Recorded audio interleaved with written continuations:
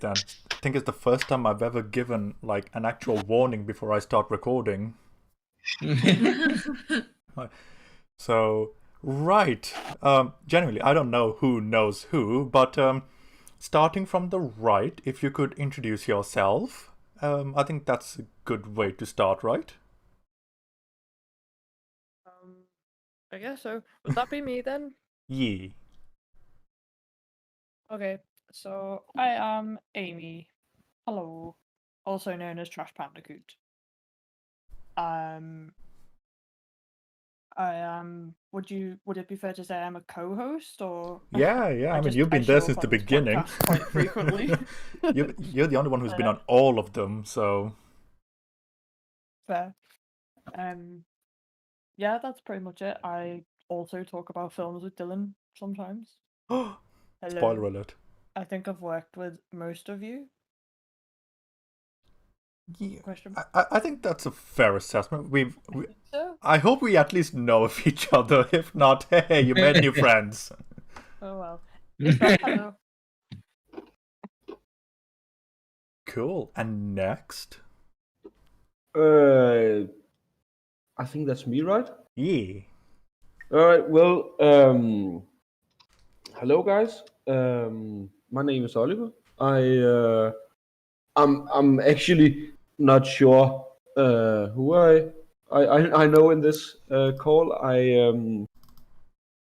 I studied abroad in Liverpool at John Moores University a couple of years back, and I know I had a class with Dylan, and I think that's where we know each other from.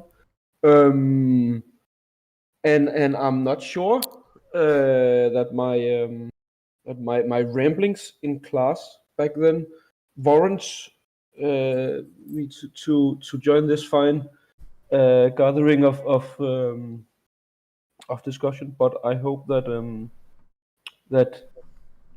I can at least provide some, if not insightful comments, then mediocre humor at least. Oh, you'll do just fine, I'm sure. We like to ramble on this podcast. That's all we so are, it'll be really. fine. We have the We just veneer of film ramble. discussion, but we just ramble most of the time, hoping no one notices. Yeah. Right. Are we next? Yeah, suppose Yes.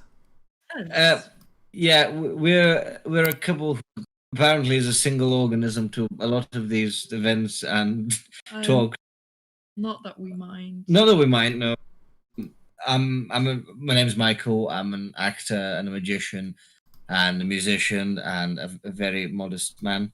And I'm Nadia. I am a editor, a cinematographer, if you say. And yeah, I recently graduated John Moores, as has Dylan, and I guess that's how I know Dylan, and that's how Michael knows Dylan as well. yes. Yes, now it's my turn. Hi, everyone. My name is Ilaria. Oh my god, Ilaria, that's you! That's me! Oh. I'm sorry, I had no idea. That's okay. I work as an editor as well. What else? I'm Italian, and I know Dylan, Amy, and majority of these people from uni as well. Like a uni reunion. Oh my god. Yeah, true. Everyone from uni. Oh, back in the day. Back in day? Back when I was a wee young whippersnapper. Well, I hope everyone knows me. Hello, I am Dylan, and you may not recognize me from my profile picture because that is the wonderful Harry. But yes,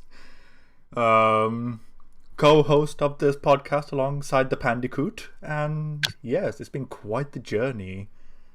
So yes, last but not least, Sensei. Hiya. Actually, I'm just Dylan just came up to me on the street today. We bumped into each other in Tesco. He said he needed an extra voice to make the finale a bit more special. So hiya. Hey, do you know what? As soon as you bought that triple chocolate donut, I knew you were the one. Well, what can I say? I like my chocolate. Hell yeah. Anyone who likes chocolate is alright in my books. So... You do make a mean hot chocolate, to be fair. Oh my Ooh, god. chocolate. Oh. Don't. No. Oh hot man, chocolate. so yes. Do you know what? I want hot chocolate now. Damn it. Yeah, if you like some rum in it as well. That I had grown up with microwaved milk as my hot chocolate source of hot chocolate. So to see you boil it in a pan was mind blowing for me. I've never used a microwave. I've only ever boiled it in a pan. Yeah. So this is wow. what we come here for. Diversity in lifestyles. Although I raise your pan boiling technique, now we've got a coffee machine. We use the milk frother for our hot chocolate. Oh. Oh wow. my. Makes a very frothy, creamy hot chocolate. What we Come watch for on the discussion. screens is where you come for your hot chocolate recommendations. Yeah. Well, I'm so happy about this. We've got new blood, we've got old blood, we've got moderately intermediate blood returning for this gargantuous film that we call Zack Snyder's Justice League. So I guess my first question is, did everyone actually watch it? Or are they just here for the memes? I want to go. All of it. It just kind of looks like I've been blagging this whole time. I mean, you know, you never know. As long as you know the memes, you can get past this film. I am never watching this film again. Oh my. Way. Right. So, I've got both versions of the films playing on the background, so I'm curious to see which will end first. Justice League, our discussion, or Zactus League. So, oh my.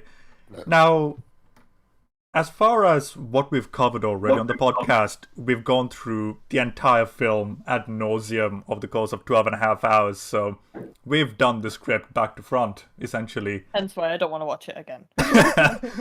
So I thought a good way of starting this would be to have everyone just give a brief blurb about their thoughts about the film. So I have two questions for all of you. Question A, what did you guys think of it intellectually? And B, what did you guys feel watching it? Happy, not happy, etc. So those are my two questions. Elissa, go. I was numb throughout the whole experience. Oh my god. I think it wasn't long before I think I left my body. It was an outer body experience. I was watching myself watching Snyder's Cut, and I didn't look impressed. So how did you look when you were looking at yourself while you were watching the film? Because I looked gorgeous. I mean, to be fair, there are definitely elements of the film that possibly are good, that are above average. But the fact that it's the length that it is just detracts from that immediately. Yeah. Like any director is going to be able to produce a film with some good scenes if it's 4 hours long. The art of the director is to be able to edit that. Well, not edit it, but be able to produce a 2-hour film that's portrays just as much information and exposition and emotion and narrative in those 2 hours that they try to do in 4. So stop licking your own balls, Zack Snyder. That's quite the impressive talent if he can do that. But my word. No, it's definitely a fair enough if you want to experiment to see what a 4-hour film would be like, but it just didn't go very well, did it? No. Very simple. Just a simple No. word. No. Right. Well, me and Amy have already talked about this film ad nauseum, so I think we'll go last. Ilaria, what did you think of this, and what did you feel about this? Emotionally, I really liked it. Intellectually, not so much. Yeah, that was our feelings too. What I really liked was the visuals. Most of the times, I thought the slow-mo was a bit overkill sometimes.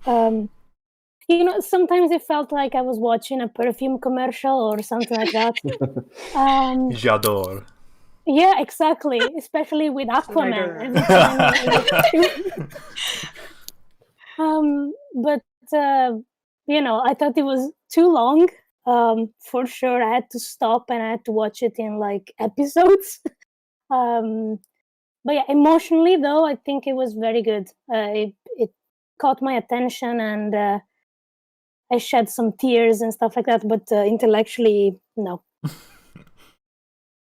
Cool. Michelle or Nadia, one of you. Or both of you. You are amalgam. No, well, my thoughts originally, obviously Nadia can, we specifically didn't want to discuss this too much between us before this, because we didn't want it to be a one voice of opinion, rather a multi-opinionated, if you will. I do find it a little bit dichotomous, as it were, because we have to bear in mind. I always say that. I've mentioned it last time when I was a guest on the podcast, that we have to take into account as to what the aim of the film is, or the aim of the series, as we talked last time.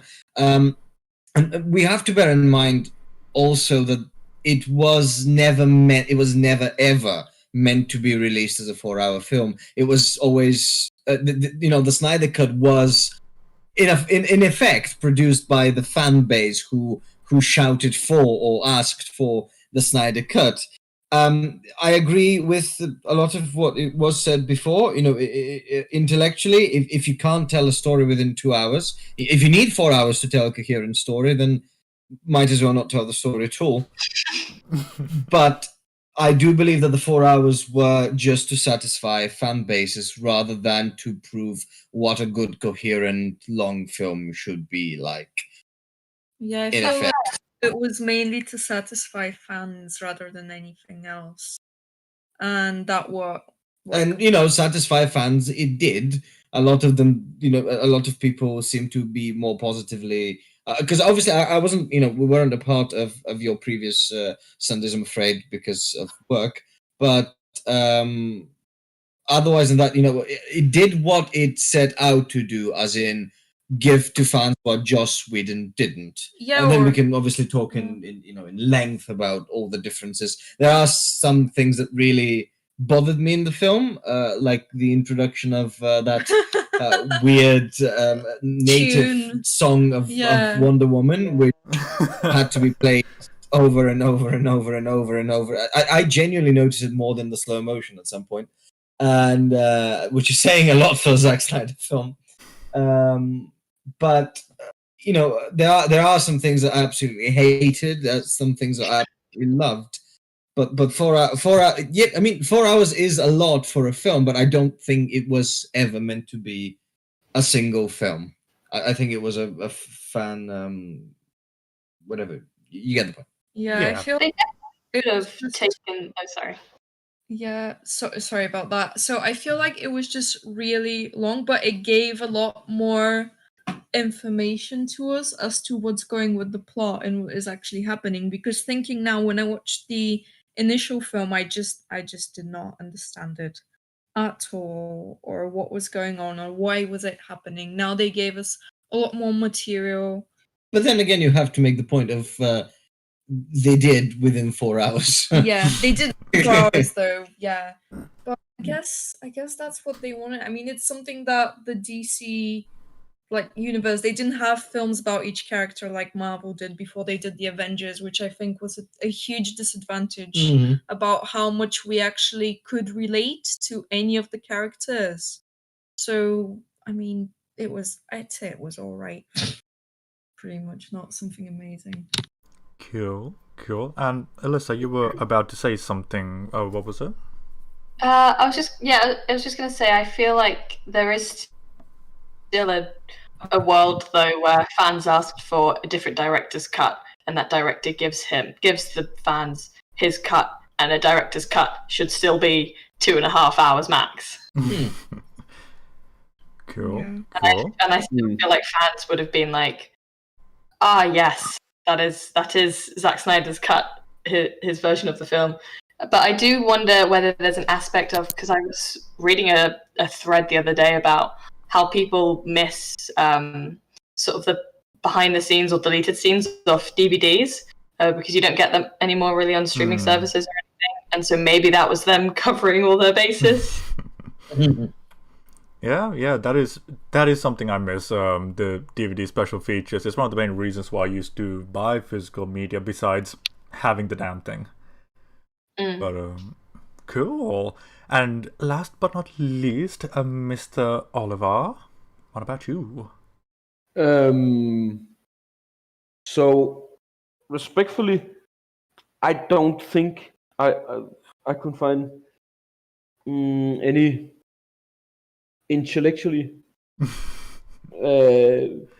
things to say about the artistic merit of the films, at least. But I do think that from a media discourse, the whole circumstances surrounding this film with hashtag release the Snyder Cut, how a multi-billion film studio got baited in by memes to actually release this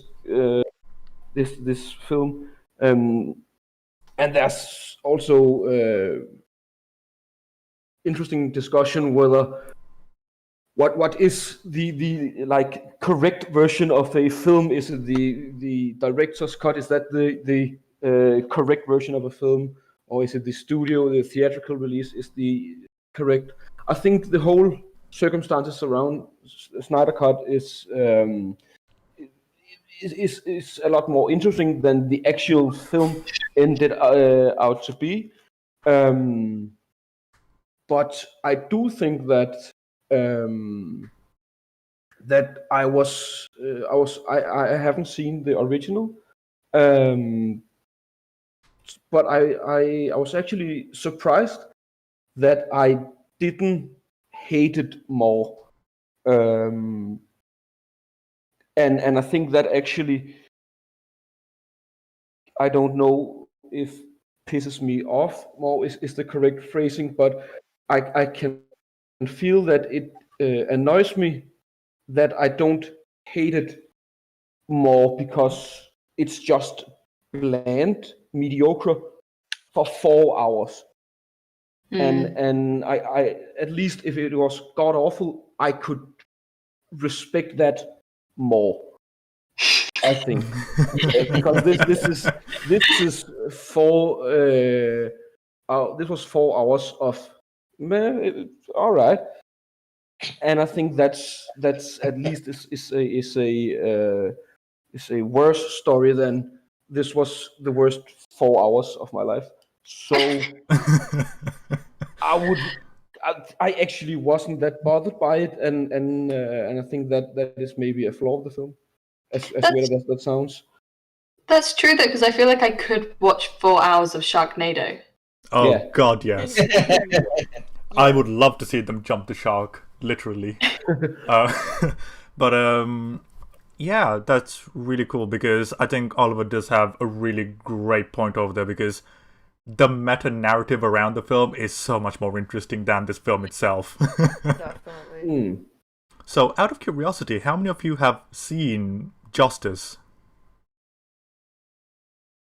Nope. The original from 2017. No. Oh, I have. Oh, yeah, we have. Yeah, I have not watched any of the DC movies. I am just here for the ride. You're just here because I offered you a coffee when we met at the mall earlier. Yep. Cool. Suicide Squad killed my desire to watch any more DC movies, and Oh. then I watched Shazam, and Shazam gave me a bit of hope because that film. Shazam is incredible. Yeah.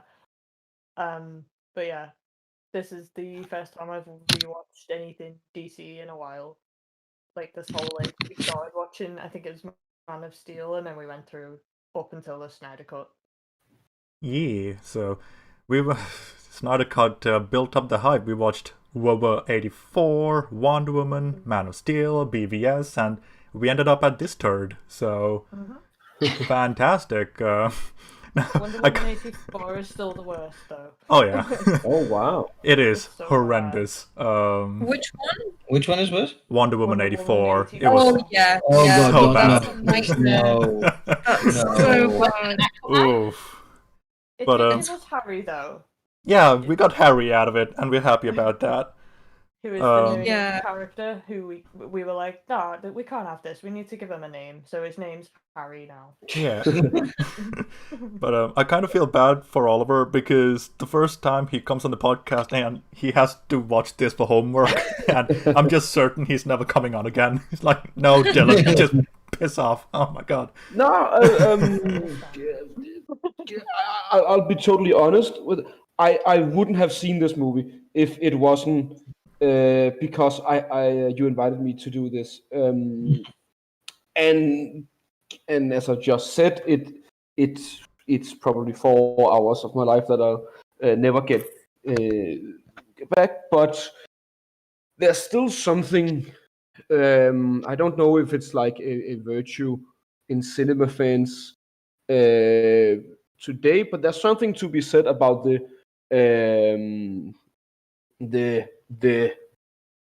is it called street cred? The ability to say, well, I've actually seen it. Yeah. I've seen 4 hours of Zack Snyder trying to. It's like a Make badge it of honor super against your nice. brothers in arms. Yeah, and I think it talks into the whole with all these I think a lot of us have been in more film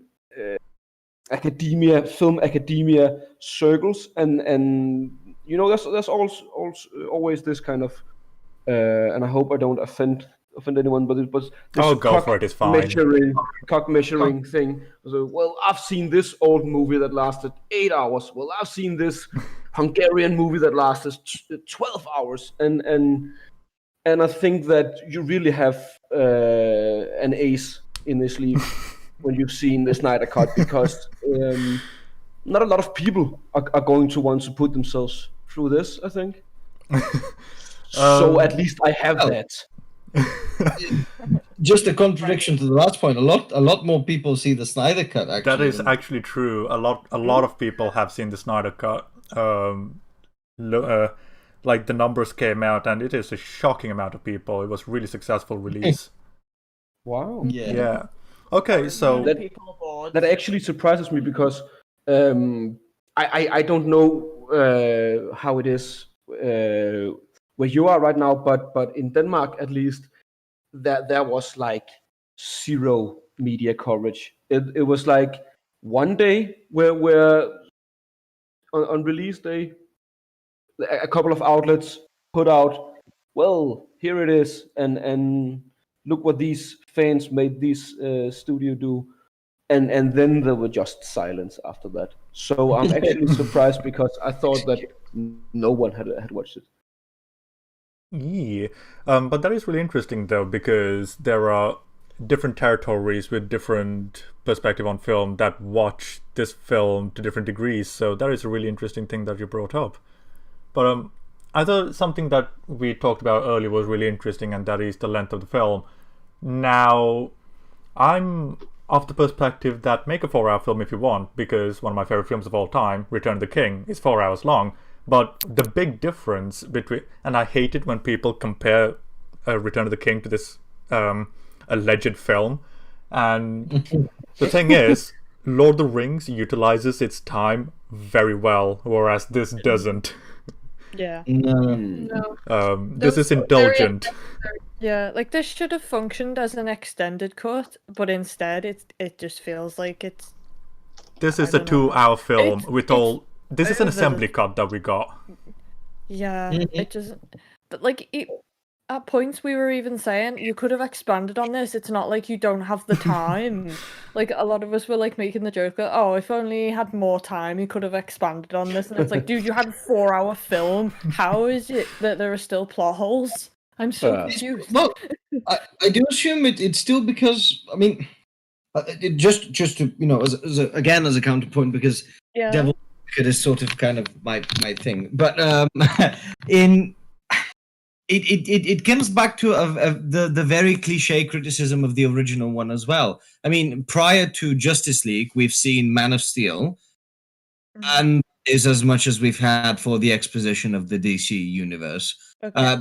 Everything else had to be set up, utilized, arced, and I mean, because if you think about any of the Marvel films, even the assembly of them, like Avengers or Avengers 2, or any of the big multi-star ones, you always have one or two protagonists. You can always say, well, yeah, this is one of the Avengers films, but it actually is the path of Tony Stark realizing this, or is the path of Scarlet deciding to sacrifice herself, or is the path of this, or the path. But with this one, it was, if you have to ask whose movie is this, and you go, is the Justice League, and you go, okay, well, who are they? And you go, well, this is a fast guy and a guy with a fish, but the guy with a fish doesn't actually, he's not only about fish, but you have to watch this other movie that came out afterwards to understand what. And then it's kind of Cyborg's film, but not really. But it is, but And not then at really. times it's Steppenwolves, depending on which time code you're at. Yeah. Like, Yeah, so many different characters have different roles in this film, so yeah, it's hard to narrow it down to one protagonist, really. But go on. No, go on, please. No, I was just going to say that in order to address the point that you brought up with the contrast between the Marvel and DC, I would argue that starting out with the DC film could have worked.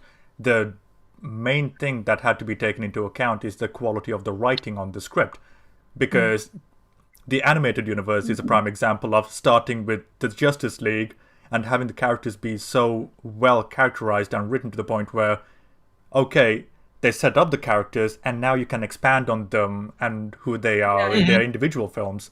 So there was the opportunity, they just didn't take it, that's all. Yeah, I don't understand why they do so well with the animations. Like, we recently watched the Paradox. What was it? Time Flash. Flashpoint Paradox. That is a good one. Yeah, that's which great. was just brilliant, It's amazing. incredible. And I don't understand why they can't convert something like that into a film. Bear in mind, it was a massive story encapsulating massive battles, and everything was in an hour and 45. Exactly, and everything was introduced. And you knew all the characters, even if you've never heard of DC before. And then there's 4-hour film where it was like, what? I mean, there were hammy lines of it's whoa, Flash! Once again, you are the bottom, and I am the top. But still, the dialogue was so much worse at moments with Justice League, with the Snyder Cut. I just don't understand. Yeah, that is a symptom we've seen throughout the DC films over the course of our DC arc on this podcast. It's like none of them are well written. No. Some of them just the fact that they're trying to weave them together in a universe just makes them all fall apart even more, because like I think Aquaman, the way his like world works under the sea basically is different in his single film as opposed to this film, because they use echolocation. Yeah, they use echolocation and they don't in the other one apparently. I've not seen the other Aquaman, so yeah, I'm just going off what Dylan's told me, but yeah, like the fact that they've got different like things happening in the separate films just makes it fall apart more. Because it's like in Marvel, you have Tony Stark doing separate things in the Iron Man movies, but they tie in to the Avengers movies as well. Whereas it feels like with the DC movies, they're just like, okay, directors, go off and do your own thing if you want to. Yeah. Even the colours just felt jarring because obviously, Yeah. I mean, I've seen the pictures from Aquaman, and even her hair color is just Yeah. completely different. Yeah. She wanted a makeover. It's fine. But what essentially bothered me I mean, I don't know how many of you have seen Aquaman, but it's fault it as much as you want. There are some fantastic visuals in it. Oh, yeah. And when they introduce Atlantis, because it's the first time that Arthur sees Atlantis, and it's this amazingly colorful and fantastic city. And in this, you go, oh yes, no, we need to hold the mother box and keep it, for safety.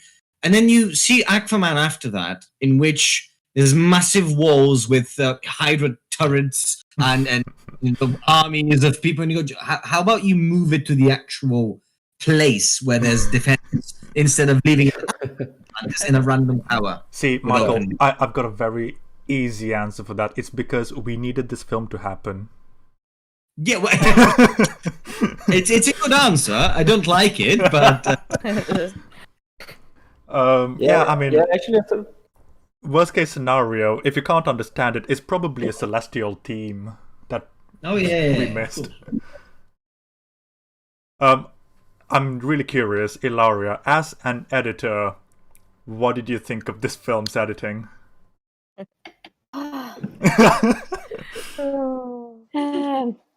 I mean, I felt like this film could have so much, it could have been shorter by so much. Yep. And it was annoying to see it like this. Sometimes you were like, come on, cut now. I felt that. I was like, oh my god, you can cut the scene now. We've got enough information. Never mind, cut Why the are you scene. not cutting? It's still not cutting. What the fuck? We can literally cut wholesale scenes from this and it would not make a difference. Yeah. Yep. Also, I think it was worked out like the slow motion on its own adds about 20 minutes onto the film. Exactly. 24 minutes and 7 seconds exactly. Oh my god. Yes. That's crazy. Jesus Christ. Yeah, I had a slow motion tally going. I got to about 14 before it gave up. I was just like, I give up counting. I mean, I'm gonna say it again. I said it previously on when we talked about BVS. I just think Zack Snyder at some point in his life was a wedding videographer, and that's why he uses a lot of slow motion. I mean, to be fair, he was making car ads where all it's slow motion and admiring the car and stuff like that. So you're not wrong, Ilaria. Oh. We figured it out. Yeah, we cracked the code, people. We broke the DCU. Oh, it was broken long before we touched it. Like, I love these films, but even I have to go, yeah, they're not good. Don't buy. Well, I mean, I don't know really. I do. There is something, and it's not because I growing up growing up back in the Soviet country of Bulgaria. Oh my god, we invaded. Obviously, we like superheroes, so it was never a matter. We didn't have comic books as much, so it was never a massive duality between I'm a Marvel person or a DC person. There is something about some DC films that make me enjoy them way more than most Marvel films. And I was telling Nadia, I genuinely can't figure what that thing is. For example, I adore Watchmen. I know a lot of people rip into that. Oh, Watchmen's great. It was great. I liked it. Shazam, Aquaman was. I mean, there are points. Amber Heard's acting is. Anyway, it ruins the film, but yeah, Heard needs to go away. Yeah, I mean, I think obviously- the issue with a lot of Marvel films is that since the first Avengers film, they then were like, oh, this is really big, let's not mess this up, let's follow the exact same formula in every single film. And as we were saying previously, it feels like each DC film, that even though it has pros and cons, the different director takes its own different take and sort of does their own thing. Which makes for diversity in what we watch in terms of feel, I guess. Yeah. I do like that. I just hate it when they try to sort of like, I don't know, insinuate that it's a universe and everything like that. It's like, why not just have them as standalone films? And Why do you gotta try and make them into a universe? Just because Marvel did it doesn't mean you have to. Like I It's would like a new Mummy film with Tom Cruise. They tried Oh to my set up God. a well Masterpiece. before they had the right. They did that a little bit though, like with the new Suicide Squad film. They're sort of they've not said outright. Well, to be fair, they might have said outright that this is completely different. It's a quote-unquote sequel, prequel, requel, reboot thing. It's whatever you want it to be, audience member. But we don't know It what could be universe anything it's you in, want. and if it's in the same universe as any of the other DC movies. And even like I love that the DC TV shows we're not quite sure what universes they're in. Yeah. And the new Superman and Lois, no idea what universe that exists in because there's no Supergirl. So I don't think they know either, so it's fine. But I guess that's probably for their benefit in some point because they can whatever story they want to tell. It's like Gotham, the TV. I absolutely fucking adore that. Cool. Like, that's actually really interesting because, like, I think there is a comfortable middle ground where each director can have the vision of these characters in whatever film they want, but when they try to connect it all to a single universe, it all falls apart because either world building is contradictory, character information is contradictory, storytelling personality is contradictory. So while Marvel has a set style, it's consistent and that it helps to the narrative that they're portraying. So there is a comfortable balance that DC can have. They just refuse to see it for some reason. Yeah. Well, it probably is because the large studios want to make a lot of money and bank on shared universes. True, and one has to wonder if HBO Max and this little thing we got going around, with the pandemic and all that, if that wasn't around, one has to wonder, would this film even have come out, Probably and not. It probably would not have. No. No. Maybe Thank you, on a DVD, COVID-19. like a special release thing. I don't know, maybe. Oh, well. Wait, like I say, if it was like an extended cut, then maybe it would have come out. But like it's specifically being marketed as a Snyder cut, so it's like being treated as its own thing. But then, when we're talking about extended cut, then we come to authorial intent, and now we get into real film academicisms. So Get into the theory now, boys. Oh yeah, so the original Justice League 2017 Justice League was originally 2.5 hours, which was mandated to 2 hours. So where does authorial intent count? Because Justice League wasn't even Justice League according to the director's intent. So do we get a Justice League? Because, technically that wasn't his cut either. No.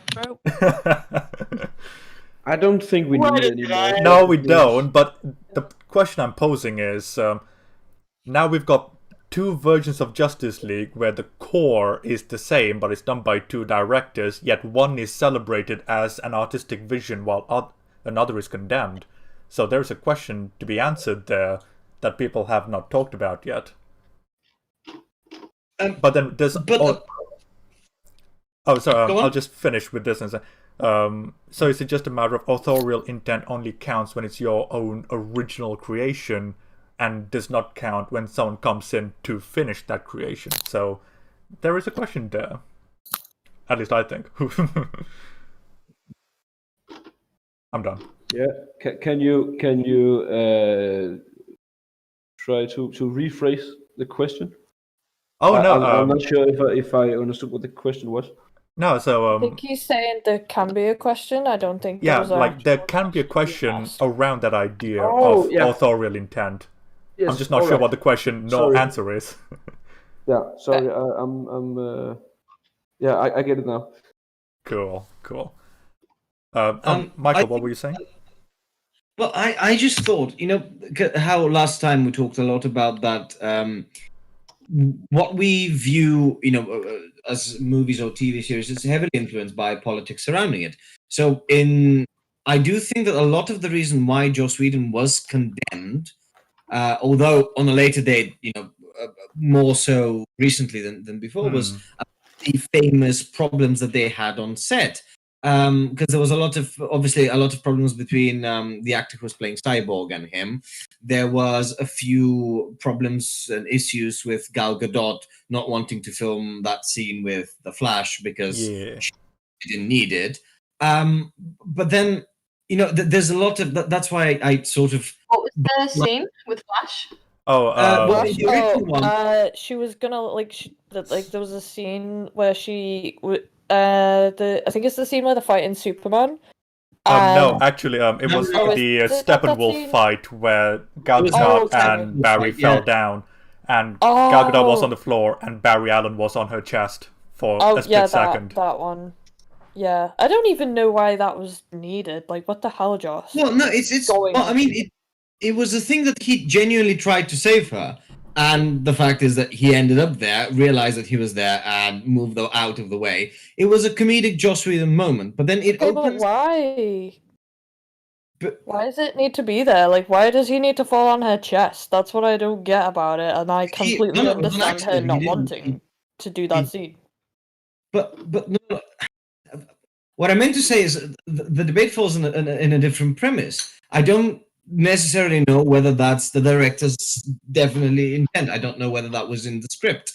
But the fact of the matter is it opens up a lot of debate because there was a lot of people backing her up. There's a lot of people backing him up. On one side, people were saying, well, it's important the director's decision. The other side, it was, well, it's important the actor should be comfortable. And then it was, all of these kind of things. Because you just said that, why did it have to be there? A lot of people said it was quite a comedic moment, showing the awkwardness of Barry, because Barry liked her from the very beginning, and it was a weird point. But my point is that with the two directors, the reason why Zack Snyder is sort of on a pedestal while Joss Whedon was condemned is a lot about the surrounding moments, not as much the film itself. So when Zack Snyder got kicked out and Joss Whedon took his place, it was also that, Zack Snyder it wasn't fair on him to show his own vision and all that kind of stuff. So I do believe that the way that we view the two directors is more so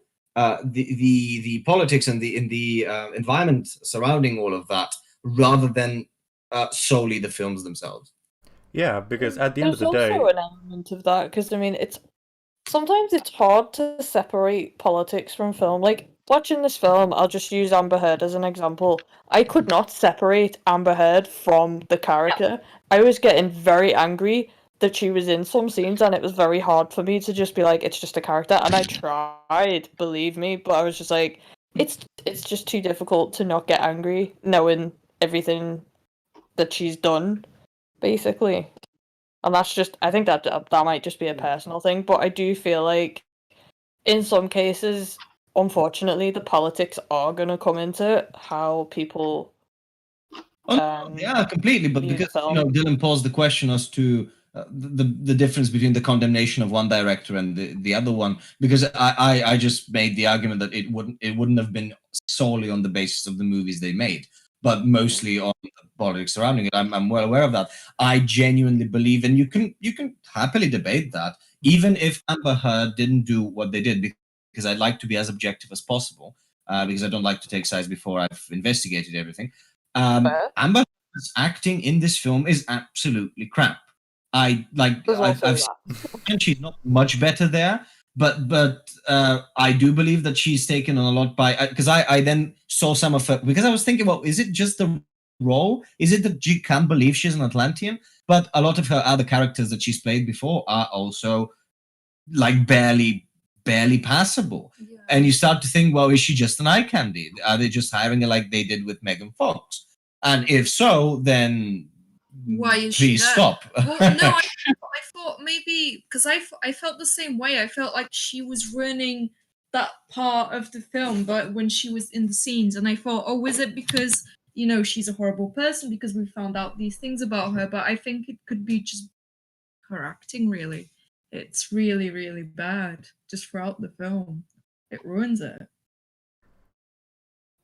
Righto. So no, like political. Hell yeah! I mean, Oops. we've got Michael here. Why wouldn't it get political, right? But now that is a good point that you bring up, because the like I think Oliver said at the start of this episode as well, everything surrounding this film is far more interesting than the film itself, because we're 45 minutes in and we've barely talked about the fucker. That might just be because we've talked about it so much. Me and you are just kind of like, do we have to talk about it more? Yeah.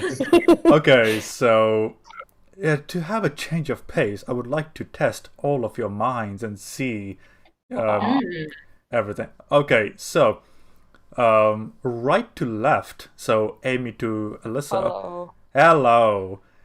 What is a scene that you genuinely liked and thought was good? Okay. Because that is more of a challenge than finding a scene that's bad. This is a tough one. Let me think. I know, right? Oh, imagine if it was because we're left with a conundrum. If it's a good scene, it's like, can we find a good scene? And if it's a bad scene, it's like, but which one can I pick? There's so many. So okay, in terms of good, is it going to be one I enjoyed or like intellectually good? Because I don't think at I this can point find either one. or. Okay, I quite enjoyed the cyborg in, like origin sort of. Oh, scene. when he's learning his powers. Yeah. No, I mean like when he is at the football match and like has and the whole like accident part. I thought that was a really good scene because I felt like the emotion from it. Like I felt his emotion from being like, my dad's not here, and I just thought that was really well done. So for me, that was a good scene. Cool. And Oliver, I know this film left you kind of apathetic towards media, but is there a scene that you liked / thought was good? Yes. I thought the whole, well, not I don't think it was a flashback per se, but where they kind of look back at the first time the forces of Earth the big battle. Where there was we have the Amazons and Vikings and Genghis Khan and whatnot. I thought that was pretty cool. And also, well, I not the whole scene, but I thought the hostage situation in the bank with Wonder Woman, I thought, well, it was kind of silly, but it looked really, really cool when she were, deflecting bullets. That whole sequence. Actually, when I think about it, I think most sequences where we see Wonder Woman using her powers, whether it's fighting or deflecting bullets and whatnot, actually looked pretty damn cool. Yeah, I can get behind that. Yeah, they did indeed. What I thought probably one of my favorite scenes in that film was, and that impacted me quite a lot, I don't know why, was the scene between Martha and Lois Lane. For some reason, they decided to completely ruin it at the end, showing the Martian that wasn't Martha. Yes, Martha Manhunter came along, yes. Yeah. Yeah. Although that was such a lovely scene. They're both really good actresses. It really showed how much they miss Superman, how much they care for him, both of them. And it was just an amazing scene between two really good actresses. And then I feel like they kind of ruined it, but I think that was one of the really, really good scenes in that film. And then pretty much most of the scenes with Ezra Miller as the Flash were he just stole the show in those scenes, I feel like. But yeah, with this mic. My thing would be so I okay. My controversy ahead. Grab some. No, I will explain my next favorite scene in the next 58 minutes. No, oh my god, only? No. I really whoever knows me knows that, especially when it comes to acting or directing, I really like I'm a sucker for, in a way, not obvious symbolism or metaphor, but something that is really clear there. So, when they resurrect Superman for the first time, that whole fight sequence is obviously a little bit extended, but what I really, really adored was the fact that after the trying to fight Superman, and he sort of tosses Batman, or Batman is tossed to the side, like at the very beginning. And it's a very interesting thing because obviously the last time when we saw these two heroes, Batman and Superman, were fighting against each other. So in this fight, we get everything but them fighting against each other. Superman's trying to slowly go through all the other heroes while going towards Batman. At the very end, obviously, he laser eyes his gauntlets, but Batman never fights back.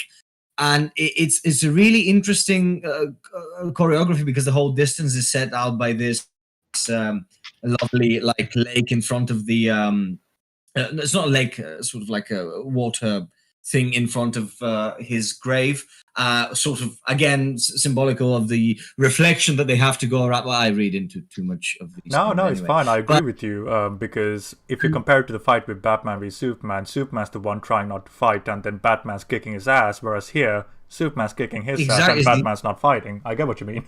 and like precisely. It was a fantastic way to it was like the second part of that battle in a way, and he had to obviously. And what I loved about is that if you're a fan of the Justice League, you obviously know that Batman has stashed away in his cave a way to defeat every member of the Justice League should they turn bad. But in this one, it was really lovely to see Superman being inventive in the way he defeated all of the heroes.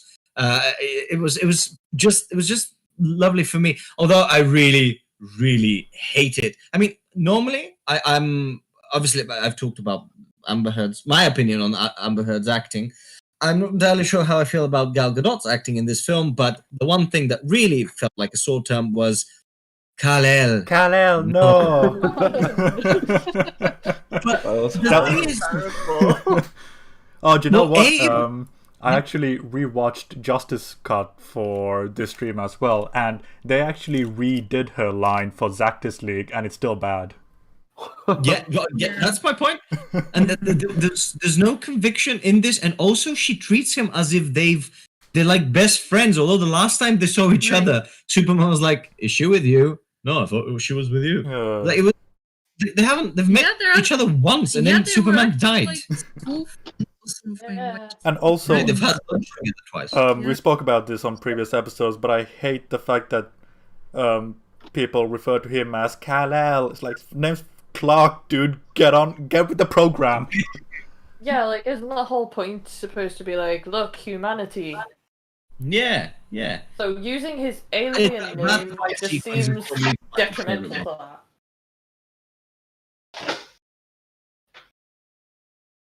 Was that your point done, Michelle? Yeah, that fight sequence, that whole thing, like metaphorically and all of that, it felt good to me. I liked it a lot. Cool. Obviously the time back, but that's too cliche of a thing to point out. I really like Barry turning back time. Okay. Sometimes you get weird. Sweet. And Ilarius. You hungry? I agree with Nadia when she said about Ezra Miller still in the show. I really like the scenes. But also another scene stealer was the marvelous Jeremy Irons. Oh my god, yes. Oh, yes. Yes.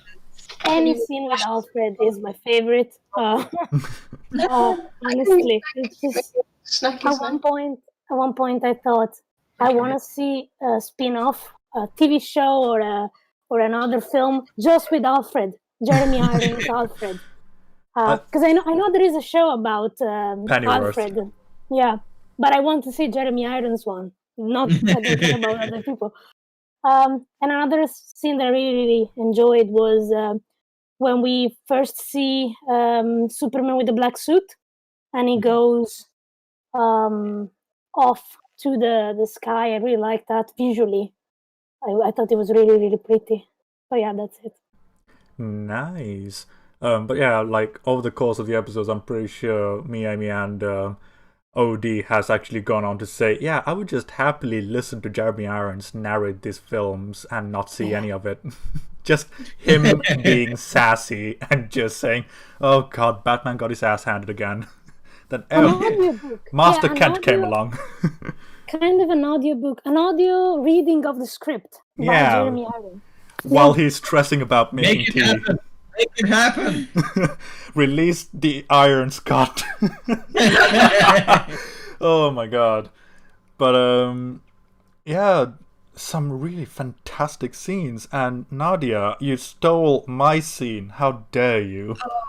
Oh, So that means we have a good She stole my it's just scene a as good well. scene, with the exception of Martha Manhunter. But I suppose if I were to pick a scene besides Manhunter and Lois talking about Superman dying, I'd have to go with the first 5 minutes of the epilogue, and I have to really stress the first 5 minutes of the epilogue, because that was the first time in this universe I actually felt as if, the Justice League, this is DC Comics, because you've got the voiceover by Silas Stone going off saying, hey, heroes, acceptance-tisms going on, and each of the heroes having their individual things going on. And it's like, hey, so optimistic for the future. And I'm so happy Barry Allen was the way he was, because this was a very grim is not the word for it, but a very humorless film, and Barry injected much needed humor into this. Yeah, definitely. Well, the original Justice League had a lot of unneeded humor. So True. Again, I was actually surprised by the sheer amount of humor that was in the Snyder Cut. I was like, oh, this is shockingly different from Batman v Superman. So, yeah. as it was. But my favorite line from the whole film must be, and this is Alfred, I work for him. Yeah, Yeah, that was a good one. I enjoyed that. My But favorite then was I enjoyed probably Jeremy Irons. Barry telling his dad, you're gonna get maced again. Yeah, that was a good one too. Yeah, his arc with his dad was amazing. That was really good. I felt tearing up. Yeah, I think Elissa is busy at the moment, but until she gets back, I must say that... Sorry, can you hear me? Yes! Sorry. How dare you! I was dealing with dinner. I'm sorry if I thought my mic was muted, and then I realized that you could hear me, and then but yes, hello. Hi. So I'll go back to my point after you have revealed to us what your good/favorite scene of this film was. I did just love. I did just love Wonder Woman, and I think Michael, you said earlier that you thought it was ridiculous, but I did love the Wonder Woman electric guitar theme, and if I only really shut up and paid attention to the movie every time I heard that, just because it's the only thing. No. The The electric guitar one is good. The random women chanting, not good. Yeah, that's Are you talking about the Icelandic women chanting Yeah. at Aquaman? Yes. Oh god, yeah, that was... Oh, that too as well. that went was way nice. too long. I felt stopped offended, and I'm not even Icelandic. No, Wonder Woman's actual theme tune, as in like the one from Batman vs Superman as well, is really good. Like I love it. Yeah. Really good. It's Like, so it's good. And It's I'm the only thing that kind of sad. pumps some energy into the film, and when she was fighting Steppenwolf on the bridge, I liked that. Did you guys know that is actually a cello, not an electric guitar? Yes, point made, Elissa. Okay, so is it the scenes with the electric guitar, quote-unquote, theme on them? Those are your favorite scenes? I'm very confused about what your point is, to be honest. My point is I like Wonder Woman. Okay, Gotcha. She is nice. She is polite. She does good things. Except in Wonder Arguably, Woman 84. But Arguable I can good things, but yeah, true. Yeah, I can agree with that. I actually think that the Wonder Woman theme might be the best thing about this movie. It's Yes, just that is it what I really kicks ass. It really, really does. Okay, so technically, the best thing about this film, which is the Wonder Woman theme, isn't actually originated from this film. It's from another film. So technically, Yes. we're yet to find something good in this film in terms of music. Gotcha. Oh. Well, they recognized what's good and they went with that, and I can respect that. Yeah. I mean, if you look at the end of the day, if you throw everything at the wall, something's gonna stick, right? But to go back to a thing that you were talking about earlier, Michael, with regards to the themes of this thing, I think this might be one of the reasons why I actually do like these films, even though I don't think they're good. And that is the fact that there's a heavy emphasis of parents and children paralleling throughout all of the storylines with Superman and his two fathers, and Cyborg and his dad, Batman and Alfred. So there's a lot of father-son dynamics and exploring the different aspects of their relationships going on in these films, and I really like that. It's just a shame that I really have to take a shovel and dig to find it all, but, you know, it's there somewhere. No, I agree with you. It's thematically there's a lot of different, interesting interpretation and bear in mind that if you only focus on the theme, digged up,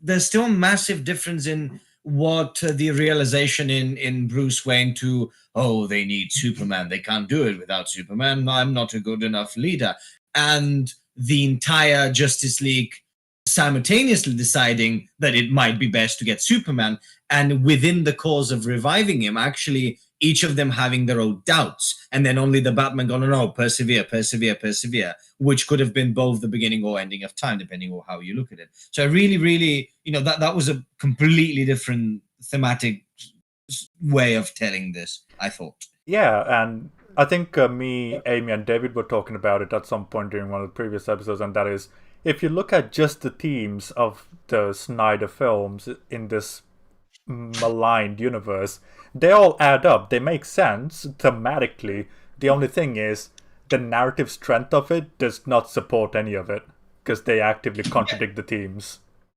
A little bit. So, yeah. Oh, what a fantastic journey that we have had on this arc. Yeah. But, okay. So, Ilaria, did you have a favorite character? Besides Alfred. Yeah, besides Alfred. Because I think we all go for Alfred. Alfred is the best. I think the Flash. Yeah. In terms of entertainment value, I'd say the Flash as well, to be honest. So, yeah. Can I say something controversial? No. I'm kidding. Go. No, I didn't enjoy the Flash at all. That's fair. I thought, yeah, I'm very sorry. No, but I just couldn't. It didn't sound right in my head. I think then, I thought it was probably the correct move to make the Flash kind of like the Tom Holland Spider-Man of the DC Extended Universe. But I just thought that most of the humor and that like came from him that just fell flat because, and maybe it's because the rest of the film was so god awful serious. No, but it was so serious and it took itself so serious. So whenever he was on and tried to lighten the mood or whatever, I thought it just fell flat the most of the time. I can definitely see that point of view, to be honest. Because it's such a contrast. Like, oh my god, he's a bit annoying, but then there was some parts where I was like, "Aw." Now, if we're... He's just a little cutie who's saving the, what was it, the hot dog? Oh my god. Although that Yes, scene the was hot dog. So weird and jarring for me because like it's a funny scene where he's grabbing a hot dog and there's really depressing music playing and I was just like, what's going on? Oh, guys. That could have been funny. Talking about that flash scene with the hot dog, we all gotta admit that the best shot in the entire film was in that sequence when we got to see extreme zoom, extreme slow motion, sesame seed. Yes. Oh yeah, that's pretty cool. Really the best. And it's like, yeah, it's like that JonTron meme, you know? It's like, yeah, but why? I nicknamed that sequence the life insurance commercial because it felt like Yes! Oh my god, yeah. It's like the logic of that scene makes no sense, but do you know what? Zach, you do you, my boy. Same with Lois Lane ordering a cup of coffee in super slow-mo. There's a coffee advert right there. Oh god, yeah. It's that like was the first time where I was like, but why? what was that coffee shop that Hugh Jackman owns? The Laughing Man or something? Like Laughing Man Coffee, directed by Ryan Reynolds and Zack Snyder. Here's your slow motion coffee. Yeah. I'd watch that actually. Oh, hopefully it'll be shorter than 4 hours. But We'll hopefully. see. But okay. Oh, so the big thing about this film was the fact that Darkseid is in it. Now, what did you guys think of Darkseid? The absolute moron that he was in this film. Well, he actually wasn't that much in it, was he? I know, right? We basically saw all of his scenes in the trailers. Yeah, and Steppenwolf just isn't that cool, or you know, we don't really know him that much, and his name is kind of silly, and He looked like a cute little turtle. yeah, with like puppy hammerhead eyes. shark features. But why didn't they just like show 4 hours of them just going at it with Darkseid? I mean, why do we have to watch? Yeah, why do we have to watch them fight a lesser villain when the main villain? I know it's because they're banking on making more movies, but I mean, they had the perfect opportunity as well, you know. I mean, at the end with the boom tube, they were all staring at each other intently, wanting to make love to each other, but they didn't do anything. yeah. They just kind of said, maybe next time, bro, and then just left. Like, oh, okay. Yeah, I don't understand why they made them look like that. Because Michael, while we were watching it, Michael showed me like pictures from the comics and how they look like humans, but with like just like and stuff. Why did they make them look like aliens? I mean, at this point, with this universe, nothing looks as it should be because not even the anti-life equation looks the way it should. Because the anti-life equation is words, and this is a tribal tattoo on the ground. But I mean, I was. This is probably gonna sound like very nerdy. I'm not a massive fan of all the DCEU. Oh, you're a nerd. I am. But Fucking nerd! What are you doing here? Get out of here. Goodness has a very sweet spot, like a soft spot for me, and the whole point, like she's this like. Because she has the orphanage where all the Furies reside and all that, and she has this cute little German Nazi fellow who works for her. It's in this, like, obviously they couldn't I presume show her in her full passion, but she looked like a skinny lesbian, small really. woman. I don't know how else. It was just who are we talking about? One of Darkseid's left-hand women in Apocalypse. So it was the second character that was standing next to Darkseid at the end of the film. That we never. Kind of looks like Judi Dench a bit. Yeah. Well, she shouldn't. No, she looks very different. Actually, she's supposed to be. Yeah. Yeah. I think you mentioned that last time. Yee. Oh, loads of liberties were taken with this film when it comes to adaptation. Let's just say that. Yeah.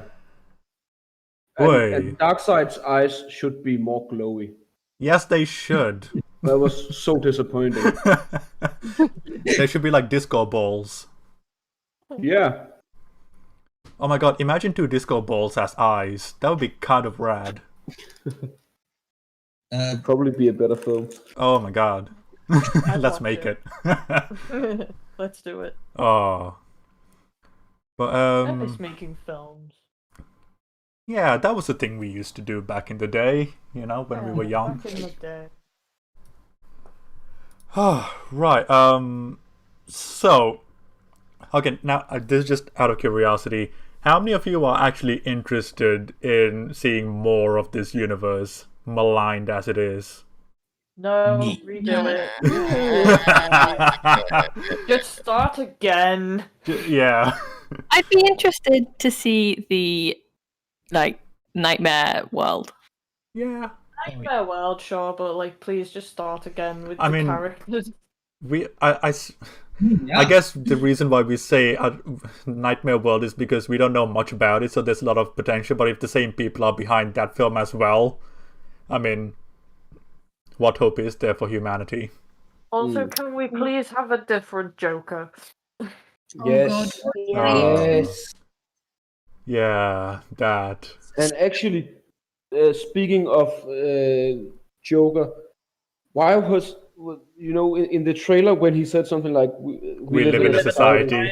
Like, Yeah. imagine you're gonna put that in the trailer, and not have put it it in the film. Yeah. Well, I know, right? That's what I was waiting for. Jesus Joker saying we live in a society. Where was my Jesus Joker? I was waiting to laugh my ass off at it, and it never happened. Disappointing. False Well- advertising. They have started to sort of talk about releasing a black and white cut. Oh, they released it. Yes. Oh yeah, yes, it's out. I've seen saw it. it. It's perfectly the same film, but black and white. No, but there was one including there's supposed to be a black and white cut including the Jesus Joker. Oh, including the Ah. Jesus Joker. Oh, I've not Yes. heard that before. Like, That's news to me. imagine watching the Snyder cut and thinking, "Wow, I wish there were less colors in this." I mean, let's be honest. The difference between base cut and Justice is Grey or whatever the fuck they're calling it is basically, oh, so they just took the saturation from 2 to 0. Oh, it is just like at this point, with the length, with the 4:3 ratio, with the Justice is Grey cut, it's like at this point it's not even a matter of the original version of the film. No, this is just separate it as much as you can from Justice League. Please, please, please. This is different. Oh. Actually, does anyone know why Green Lantern hasn't been part of this story at all? They showed Green Lanterns and talked about them, but Oh, from what I understand, it's a studio thing because originally, for some godforsaken reason, Kilowog and Jon Stewart were supposed to come in place of Martian Manhunter, but the studio said, nah, bro. wow. But even then, it's only for a scene, maybe 2 at most, so even then the world's gonna be broken. It's just to a slightly lesser degree. But it just seems so weird. They're talking about them, yeah, these are Earth's defenders, and they just didn't show up. I know, And, right? and I mean, it was kind of the same thing about with Martian Manhunter. He goes around, yeah, the world needs you, Lois, but I'm just gonna chill while you save the. I know, rest right? of The world. previous I 2 don't times know. it happened. Yeah, man, I'm just gonna take chill a with my hot break. chocolate. Yeah. Superman, you got Well- doozies. I got popcorn, it's fine. If you're talking about things standing by, something that really bothered me, which is probably very picky, but was oh yes, this abandoned town, which is not Chernobyl in Russia, is perfect. Yeah. Obviously, I mean, anyone who's ever seen history would know that at least mention that he's killed like 500,000 Russian in the army. They would have been crawling around there within, I don't know, hours, within days. They're very, very protective and militarized. Like Yeah. you would not, because they would. Oh no, they've taken this city, and obviously I understand that it seems like a massive power brain that it is impenetrable, sure, but at least try to penetrate it, perhaps, and then see that it doesn't work. Okay, but Michael, Yeah. there's a very brief amount of time in this film. They surely couldn't have fit it in this runtime. No, You it's know? too short. We've got Yeah. 23 minutes No, of but- slow motion to get to, man. But I think Michael really has a illustrates a point that I actually hadn't thought about much before. But it seems like this whole conflict with Steppenwolf on the Earth trying to destroy it. It seems like it's so disconnected from the actual world it happens in. It's like Absolutely. we only have these Yeah. 5 superhuman characters who actually gives a damn. The rest of them are just like, well, either they're not showing up to this weird fortress thingy, or either they're just we don't see them acknowledging that this is happening to Earth, and that just felt super weird. It's actually mental because this is a world-ending threat, and we've got 6 people taking care of it, while 3 others that we know of are fucking about somewhere else on this planet, while the humans have no idea that this is happening. The Amazons refuse to leave their beach, and the Atlanteans are worried about their swimming pool. And it's like, guys, Really have to search for everyone's gonna die soon. And they're just like, it's chill. I think we've established that the DCU has got a very poor understanding of geography in general. Oh my god, yeah. So I'm not surprised. Oh, Oh, like, I figured out though, Ilaria, I figured out why Wonder Woman can travel so fast. It's because she's an Amazon. Oh, I like this joke. Instead of being horny. Yes. She can send herself prime shipping. That's how she gets around fast. oh my god, bazinga. But Ilaria, remember when we were talking about Wonder Woman, and we were like, oh, it's probably the Flash's fault. This time, it actually was the Flash's fault. Yeah. So, Yeah. like, fucking hell. You were right. Just these characters just do not complement each other when it comes to team dynamic in these films. It's actually mental. It's frustrating. Yeah. Yeah. How difficult is it to just? And they're less than the Avengers. It's like, Shockingly, yeah. You know, these like 25 people have learned to fight with each other, like alongside each other, and you 5 are, you know, bad. Just about getting along. Yeah. I doubt half of them even know each other's names, Yeah. these 5.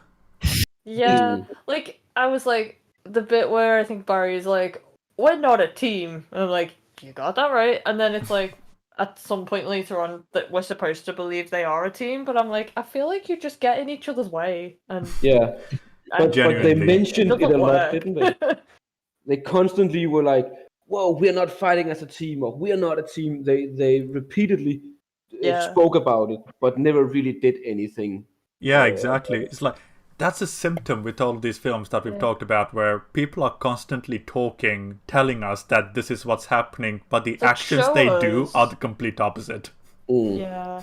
I wanted a training montage with all of them. I thought that could have been cool, like showing us them actually working Yeah, together. but- I was waiting for that to happen, but it never did. And I was Yeah, but like, Amy, I cannot deal we don't have with the any time more for that. training montages in Fair. cinema history.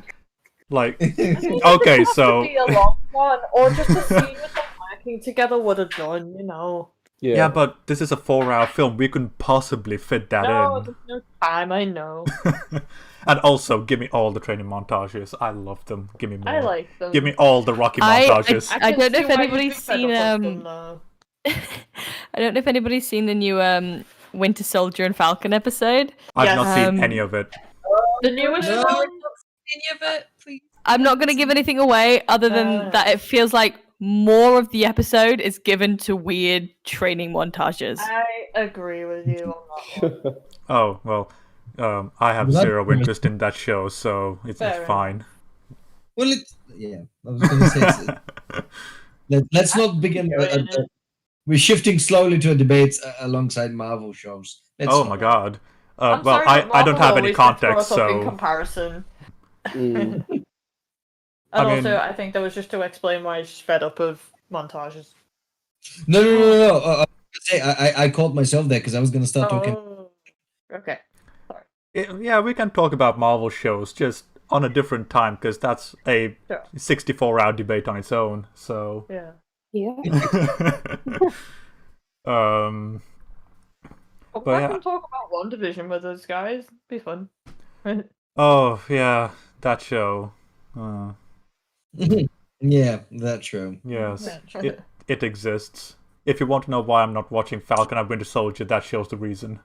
It's a lot better. I will say it's well, I feel it has like been better. Yeah, I feel like it would have been better if it had come out after, because wasn't Falcon and Winter Soldier supposed to come out first? Okay, I don't know. wait. Are you guys saying that Falcon Winter Soldier is better than WandaVision or worse?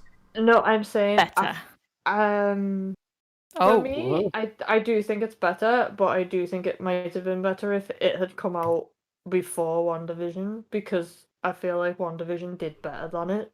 I'm not saying WandaVision's better than it. I'm saying I feel like in terms of, Performance-wise, like, it did better. Yeah, I feel like it would have done better had it come out first, because it is better. So I feel like it should have came out first to sort of set the bar for the shows, if that makes any sense.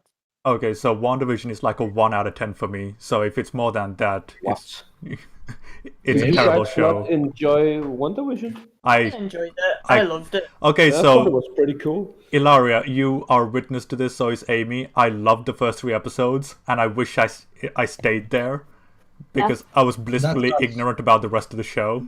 But I didn't. agree with you on that. I fully agree. First 3 episodes, really good, exciting, and then it's just like After that, plateaus it and- just fell off of. It's like, you know, in Twilight New Moon, right? And hear me out here. You know that scene where Bella falls off a cliff, wanting to see Edward? Oh. That's what it She felt like. You know, jumps. the show metaphorically tips itself off the cliff, wanting to see better things. Yeah. But that's a conversation for another time. Oh yes. No, but actually, when speaking of the Marvel Cinematic Universe, and speaking of DC Extended Universe, of course, this film, Snyder Cut, actually made me think about a problem I have with these huge narrative universes, and I think it's why I'm not really sure if I enjoy Marvel films or that's the wrong word, but I think there's something about the whole structure of having these huge narrative universes that hurts the narrative of the single films, because and exactly, and even so, if you're looking at from like more a meta perspective, looking production wise, if you know that Thor 4, the next Thor movie, comes out, then you know that, well, he's probably going to make it in this next movie and the movies he's in between, and I really thought that I thought about it in one of the first scenes. Maybe it is the first scene in Snyder Cut, where Bruce Wayne is looking for Aquaman in the small fishing village, and he talks to him, and the whole supposed twist of, well, I'm actually Aquaman. Whoa, it's just doesn't work, because we actually well, I haven't, but the royal we have already seen Aquaman, knows Jason Momoa is Aquaman, and knows he's in Justice League. So I think that's Well, it was the same thing that happened with to add on to what you're saying, Oliver. It was the same thing that happened with Loki. Like he got killed twice, but didn't. Only twice. Well, but almost killed him. Why And they go, no, stop killing him. No, like no bugs this time. And you go, yeah, but the Loki show is confirmed, so there is bugs. Shut up. Like this, the death in the Marvel universe means nothing. One character has died, right? I feel like that's kind of the nature of comic books. Like they bring them back all the time, so that's kind of why I enjoy it. And again, Otherwise, that's you- what's you- exciting about a bit like with the DC stuff. We don't really know what timeline or universe we're in because we're just continuing to watch these stories about these characters that we like. Yeah. Yeah, well, no, but then you have Very to cool. introduce, the whole idea about the multiverse. And yes, fair enough. Now that we did, but back then we just, at least I wasn't alone. We had a group of people that watched Infinity War together, and we reacted in the same way. Like he goes, no, you're not gonna come back from this death. You go, yep. It's even like that about what's the name, Black Widow. Like I thought, okay, she died, but like I mean- there's a I feel like But that's then you find out. yeah, but then you find out it's in the past. But who knows? I mean, I rule don't nothing think she's out. coming back. But yeah. She'll come back. Just give it She time. could. Oh God, yes. But yeah, Oliver, that is a really Where's good point. our Red Skull movie? Am I right? Starring Jordan Peterson.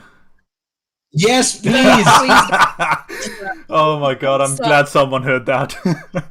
Oh my god. Use Fuck. that film. I will pay Jesus. all my savings to it. Before we were so rudely distracted with Elissa's chant for hashtag release the Red Skull cut. Oh my god, imagine the events of Infinity War through the eyes of Red Skull, just chilling on a planet, just saying, why? Just Why? doing lectures. Just doing lectures, really. Oh my god. Like telling young men to make their beds, how dare he? Anyway, the point I was going to make was Oliver has a really good point because it harkens back to the start of this episode where we were talking about individual films and authorial intent and the director's vision and all of that, because with these big long running bombastic stories that go 20 odd movies deep, it's rare that we actually get a standalone film anymore. Like, I think that's why Joker was so refreshing, because oh my god, Yep. I don't have to do homework by watching 20 films, 3 series, 5 comics, 12 novels, and 3 web dramas. I can just watch Joker, you know? Yeah.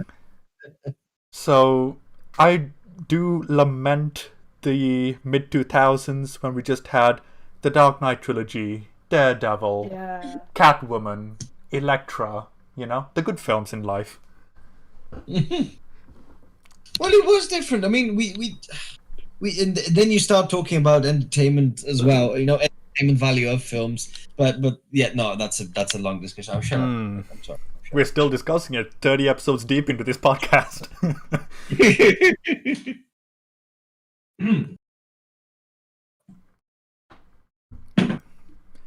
Oh, what's How's that? it getting?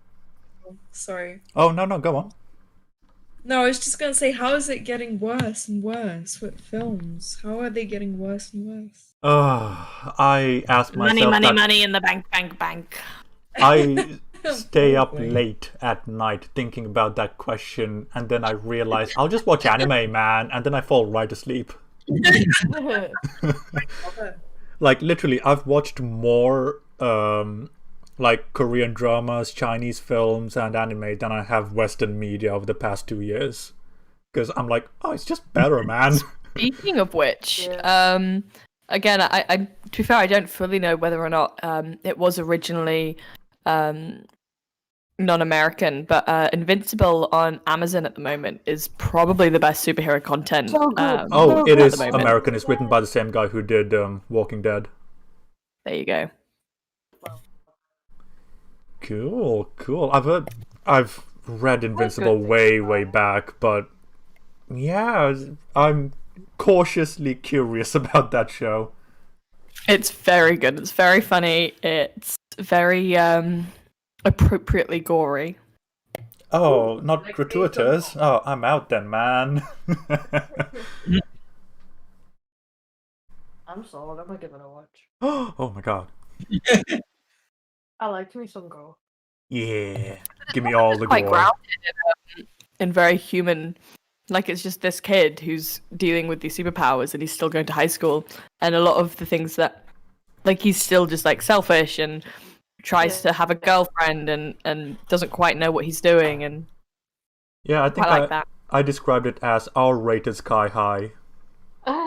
Yeah, it fits. But it doesn't have Kurt Russell as Mr. Oh God, what's his name? Ultra Incredible Man? I can't remember. It's been like 10 years since I've seen that film. Yeah. Oh, Sky High, man. What a legendary film. I Anyway. watched a really interesting video essay about that, and I will send you the link, Dylan, because I think you'd like it. Oh my God. Video essays. Talking about how basically it introduces eugenics. Oh, okay. Yeah, it's pretty funny. Sure. Oh, I watched a mad one where someone compared Willy Wonka and the Chocolate Factory to being a prequel to Snowpiercer, and I was like, you've got way too much time on your hand, boy. I've seen that one. Yeah, it's mental, isn't it? Yeah, absolutely. Oh. But I essays. I love people's imagination and, lack of I love work. Oh, go on. I was just gonna say I love film theory. If you've seen him, Michael introduced me to him. I have seen film theory. Yeah, I've seen it. Matt Pat, yeah, he's really Yeah. I can't remember film- much, but I know of him. I like the one he did about The Incredibles. I Mm, can't remember agreed. which one it was. I think it was something to do with like why they're illegal and whatnot. But yeah, I thought that was good. Do you know what? I'm glad the Incredibles film exists because it proves that Fantastic Four can be done, and it has been done, so we don't have to worry about it anymore. Who was your dream Fantastic Four cast then? Oh my God. Ooh. Like, that's kind of out of the blue. How many days do I have to think about this? Or is it like immediate? Who would you cast to play Doctor Doom? You have less than a minute. Doctor Doom. Okay, it's a bit of an outside option, but Dane DeHaan. Mm. It's very outside then. Yeah. Yeah, because something about Dane DeHaan I really liked, and I reckon he's got from the very limited experience of him that I have had, I reckon he can pull off a decent Doctor Doom. But it depends on what kind of Doctor Doom it is, because if we're going, it's gonna be a very adapted Doctor Doom. If you're going like base Doctor Doom, whoa, like someone with actual gravitas would be needed to play him. Like Benny Cumberbatch. Oh my God, that would be great. But oh my God, Doctor Strange playing Doctor Doom, switching careers. I mean, we can we please not get Jesse Eisenberg to play him? Like, Oh my God, get him for the meme. I really don't think he should play villains. I don't think it No. works for him. He should I be mean- like Michael Cera, play what he's good No. at. Yeah. I don't know. I think it worked out in Social Network. It Yes, works in um, Social well, Network, yeah. but I don't think he should play like villains. Like classical villains. superheroes. Yeah. Yeah. He shouldn't I feel like exactly he be works- Brutus from Julius Caesar. No, he No, works no. in the Social Network because he's good at playing that kind of character. Like he's, I don't think he's good at being menacing, if you will. He's kind of Yeah. more sly and conniving and You just won't like see this his guy's a hand dick. if you see him sitting in the dark. I missed what you said then. What? I said you won't pee your pants if you see him sitting in the dark. No, definitely not. Like, oh, you're being Nah. creepy again. If Oh, I see dear. Tom Hardy instead of what's his face Eisenberg, then I would pee my pants because just talking about Tim Hardy makes me pee my pants. Tim Hardy or Tom Hardy, right. you said? You heard it here first, ladies and gentlemen. Anyway, what brought up Fantastic Four to begin with? Because we were talking about The Incredible. Incredibles. No, but why the why the casting? That's what I want to know. But you were like, Incredibles is the best Fantastic Four, and then Okay, but everybody's doing that thing on Twitter at the moment where they're putting their cast together. that's something they It's do all- on Twitter. I saw one the other day that was just 4 different pictures of Don Cheadle. Oh my god. Oh, Don Cheadle, specifically from Hotel Rwanda. If any of you have seen it, it's a good film. Joaquin Phoenix was in it briefly. We've just stopped talking about Justice League altogether at this point. It's great. Good. Movie. I've spoken about it for 12 hours, including and then extra hours because of this, and it's made me very, I don't know, towards watching movies. It's very much an apathetic feeling right now. It's like, yes, the Snyder Cut. That was something. Anyway, back to our lives. Yeah, I'm kind of like, now I want to watch good movies, please. So for reference, because I've got both films playing simultaneously, Justice League has entered its final battle, while Bruce Wayne has just met Barry Allen for the first time in Zack Snyder. Nice. Oh my god. Right.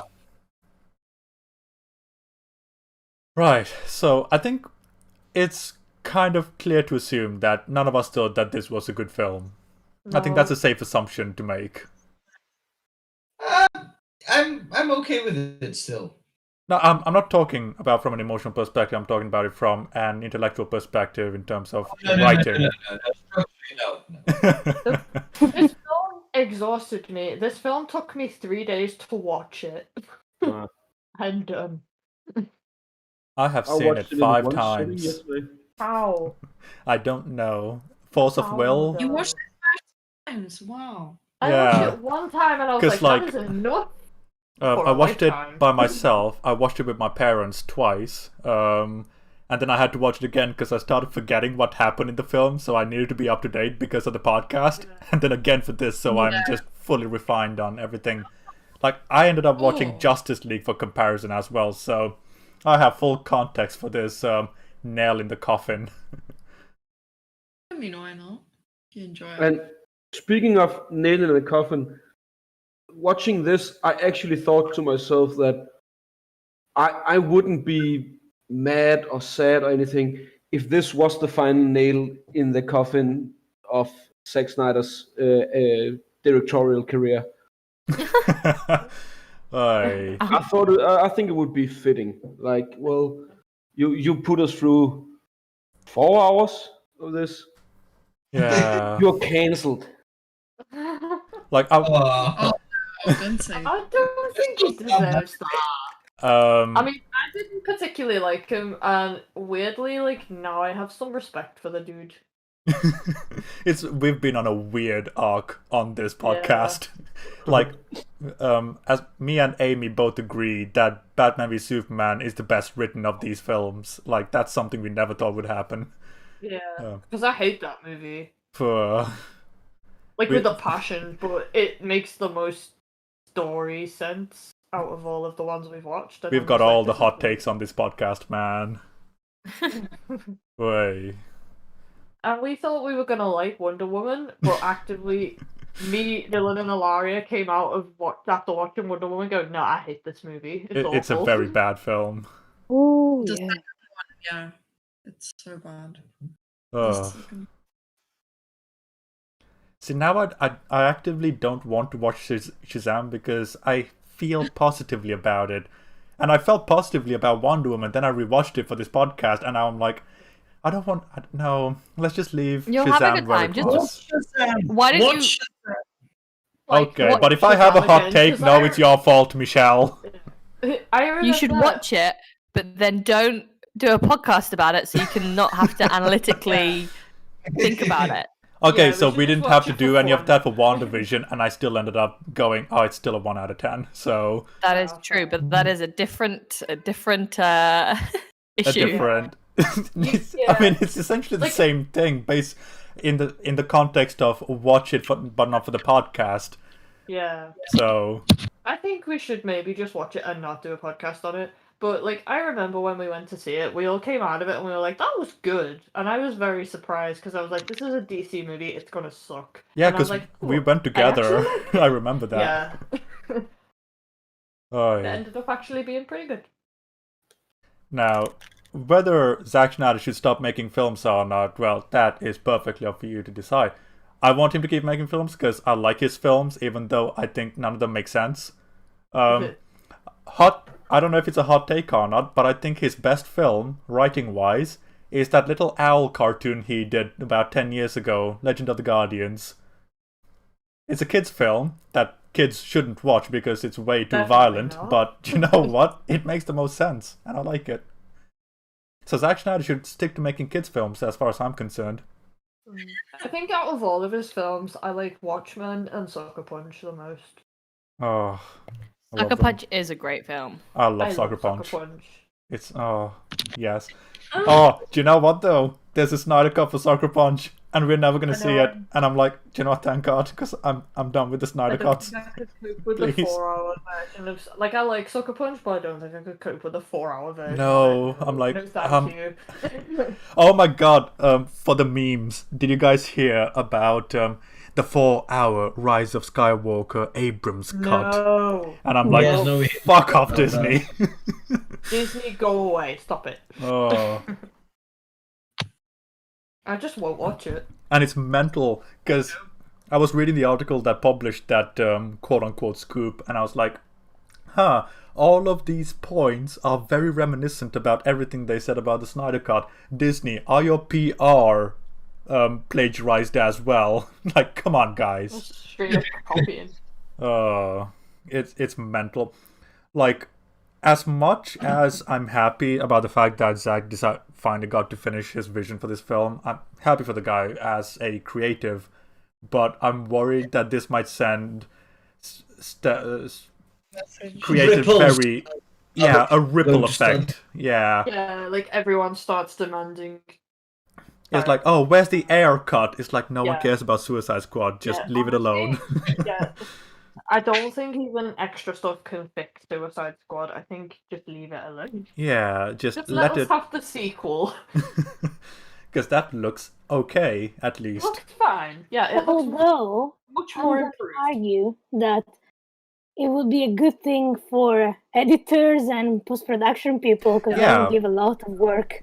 Yeah. From that's why I said from a production standpoint and from a creative standpoint, it does set a good precedent. But from like a demand perspective, it's like this sets a really odd precedent, and I'm not quite sure if it's good or not. Yeah. Also, I don't like the idea of like, if a film's bad, people can just be like, well, we want the original cut, or the suggestion of a different cut out there can kind of negate from it being criticized. And I'm like, I don't like the idea of that. Yeah, because then you give all the control about what people want to see to the people, and that's never a good idea because not all of them are unified within the same decision. I mean, just look at the Zactus League. We all agree it's a pile of shit, but you know the fans who wanted it love it. So, hey, so it all depends on, like, I suppose it depends on like, if the fans who demand it get what they want, cool. But at the same time, that is a huge I'm not even sure what I'm trying to say anymore because this is such an unprecedented thing that's happened with this cut, and I really need to marinate on this point a lot longer to properly formulate my thoughts, but I'm still not sure if this is a good thing that's happened or not. I think it's a similar thing to when comic book fans are really. Oh no, my cat's going in the litter tray. You're going to hear lots of scratching now. You're gonna.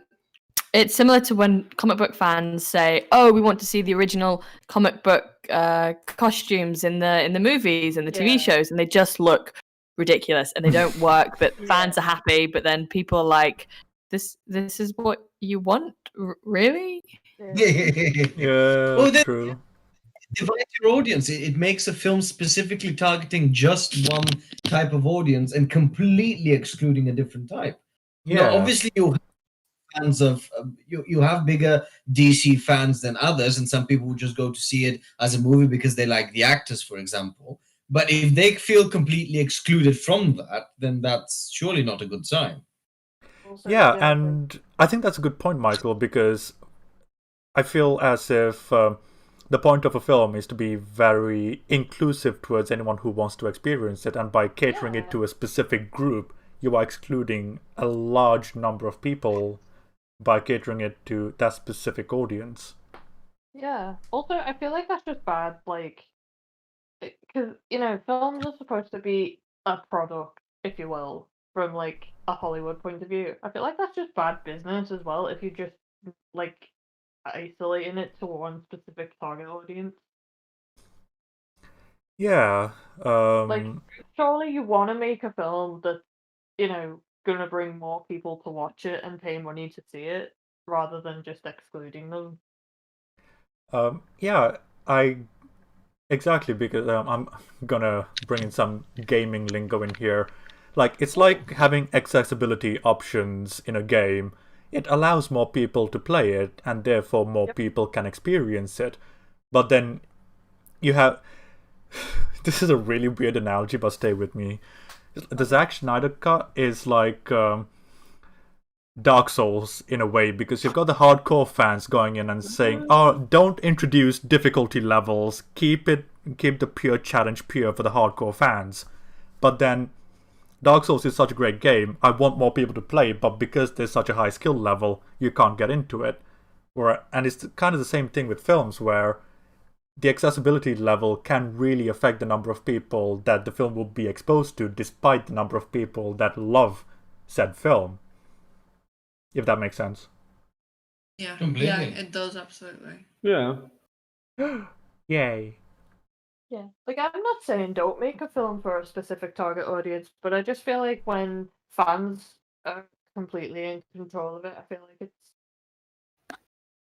We get the It's- Justice League Snyder cut, and it doesn't Yeah, go very it's, well. it's kind of like the fans are just like, we just want more of this thing, and it's like, okay, but, like, I feel like it should still be, like, accessible to other people.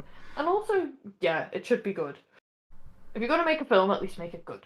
Yeah, Otherwise, I'd rather one Yeah. film a month come out that's actually good instead of 24 films a month that are incredibly less than mediocre. And But then there's even no reason more why you so- have to go see those mediocre films. Exactly. This is true. Now we're getting into a really interesting conversation, because technically, I mean, if it weren't for the podcast, half of you weren't even going to see this film. So Yep. if we weren't having the podcast, we all had the opportunity to not see the film and be none the wiser. So could it be argued that we are intruding upon a fan base that got exactly what they want? That's true. So like how we've much did they pay you to make this podcast then? I mean, look, I've always made it clear all the way through our DC arc, I love these films emotionally, and they're all emotional reasons. But when I think about them critically, they fall apart faster than a wet piece of wet paper. But yeah, so I feel like that's why there's some films that I just don't want to think about critically, because I just want to enjoy them. Yeah. Sometimes when you look at things critically, it's very hard to enjoy them.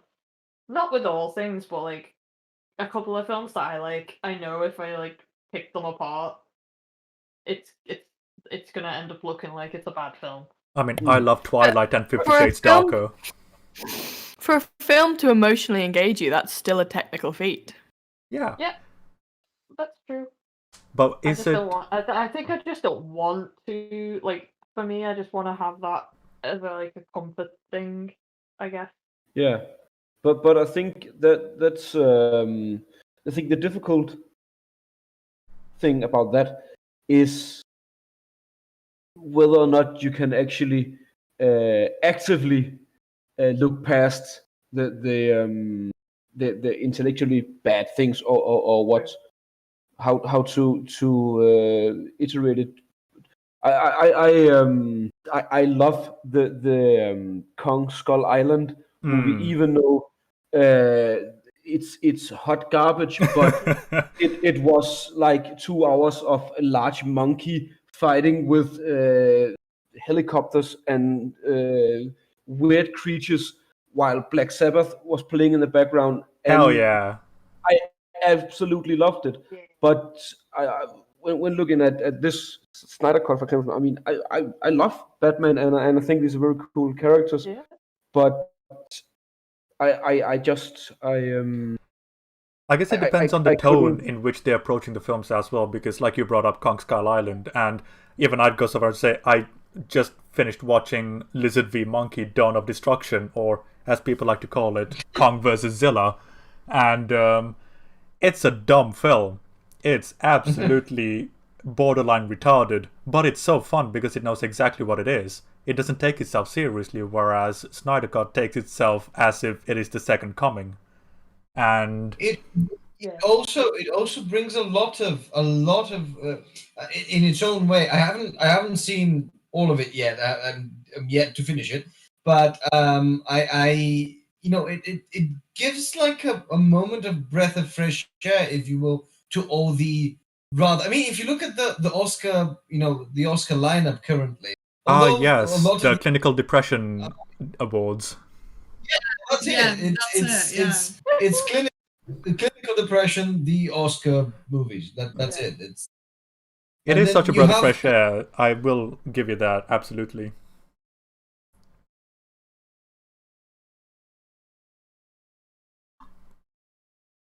Hello? Hello? Okay. We just all went quiet at the same time, and I was like, oh my god, did I disconnect? I was just my whole point. Like, within all of these movies now, this is essentially a breath of fresh air. It's not a depressing film. It's a fun pile of garbage, but it's fun. Yeah. I mean, I've noticed. Oh, go on. I was just saying, I've noticed since starting this podcast, I do look at films a lot differently, and I can't help it. We have changed. Oh my god. It happens. We're like Digimon. We've gotten to the next stage of evolution. Or is it Pokemon, which is permanent? Whenever I watch a film or a TV show and I'm with Nate and I say something like, he didn't say that in the last scene, there's a plot hole there. He goes, oh, okay, turn the movie off, everybody. No more movie. The movie's bad. Let's not watch it. Yeah. It's bad, I'll still watch it. That's fair. That's actually a good point, Elissa, because, like, let's be honest, we're quote-unquote, we've studied film, and we look at storytelling a lot deeper than fucking normies. But that's I guess that's the thing where the average person would not have as many issues with Justice League as we did, because like, I mean, I've spoken to people that love The Rise of Skywalker, and if you ask me what it was, I'd say it is allegedly a film pretending to be a film. But that's the thing, like, the standard at which we judge film is fundamentally different from the average person, and I guess we're a lot harsher on them because we know it can be better. Yeah. I'm harsher on my own films. But I think I did the worst thing you can ever do. I looked in the comments on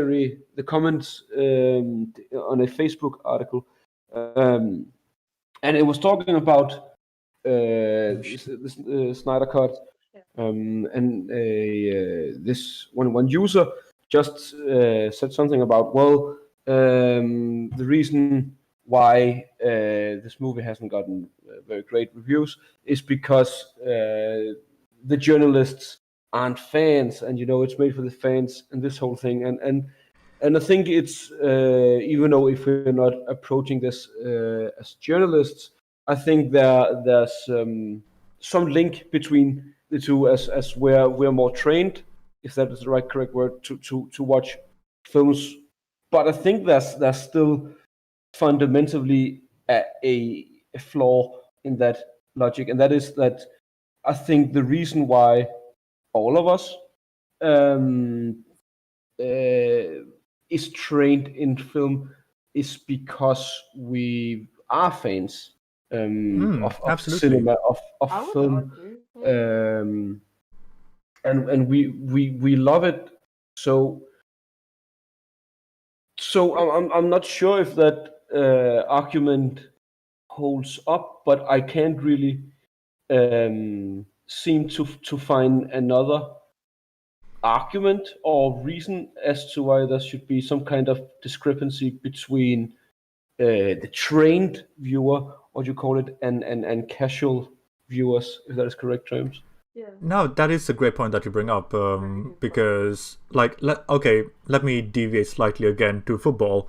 Everyone rags on referees, but they probably love the game just as much as the players, the managers, or anyone else. Yeah. But they still get a lot of the abuse because they've got the hardest job on the pitch, you know? But that's the thing. We look at films in a different way, but at the end of the day, we all love film and we all want better. It's just that the standard at which we hold good and bad are different from the average person, I guess. Yeah. Like I was talking to my dad about it, because he watched the last half of it with me because I had it on when he brought my son home from school. And he was like, "Oh, I might watch this." And I was talking about it, and I was like, "Oh, I cannot stand the fact there's so much slow motion." And he's like, "I like the slow motion. I think it's cool." And I'm like, "Yeah." And then I just went off into a big reason why I didn't like it, and he was like, "Oh, okay, I hadn't actually thought of that." And I was like, I feel like I might be ruining films for myself. And your dad, I guess. And your dad as well, yeah.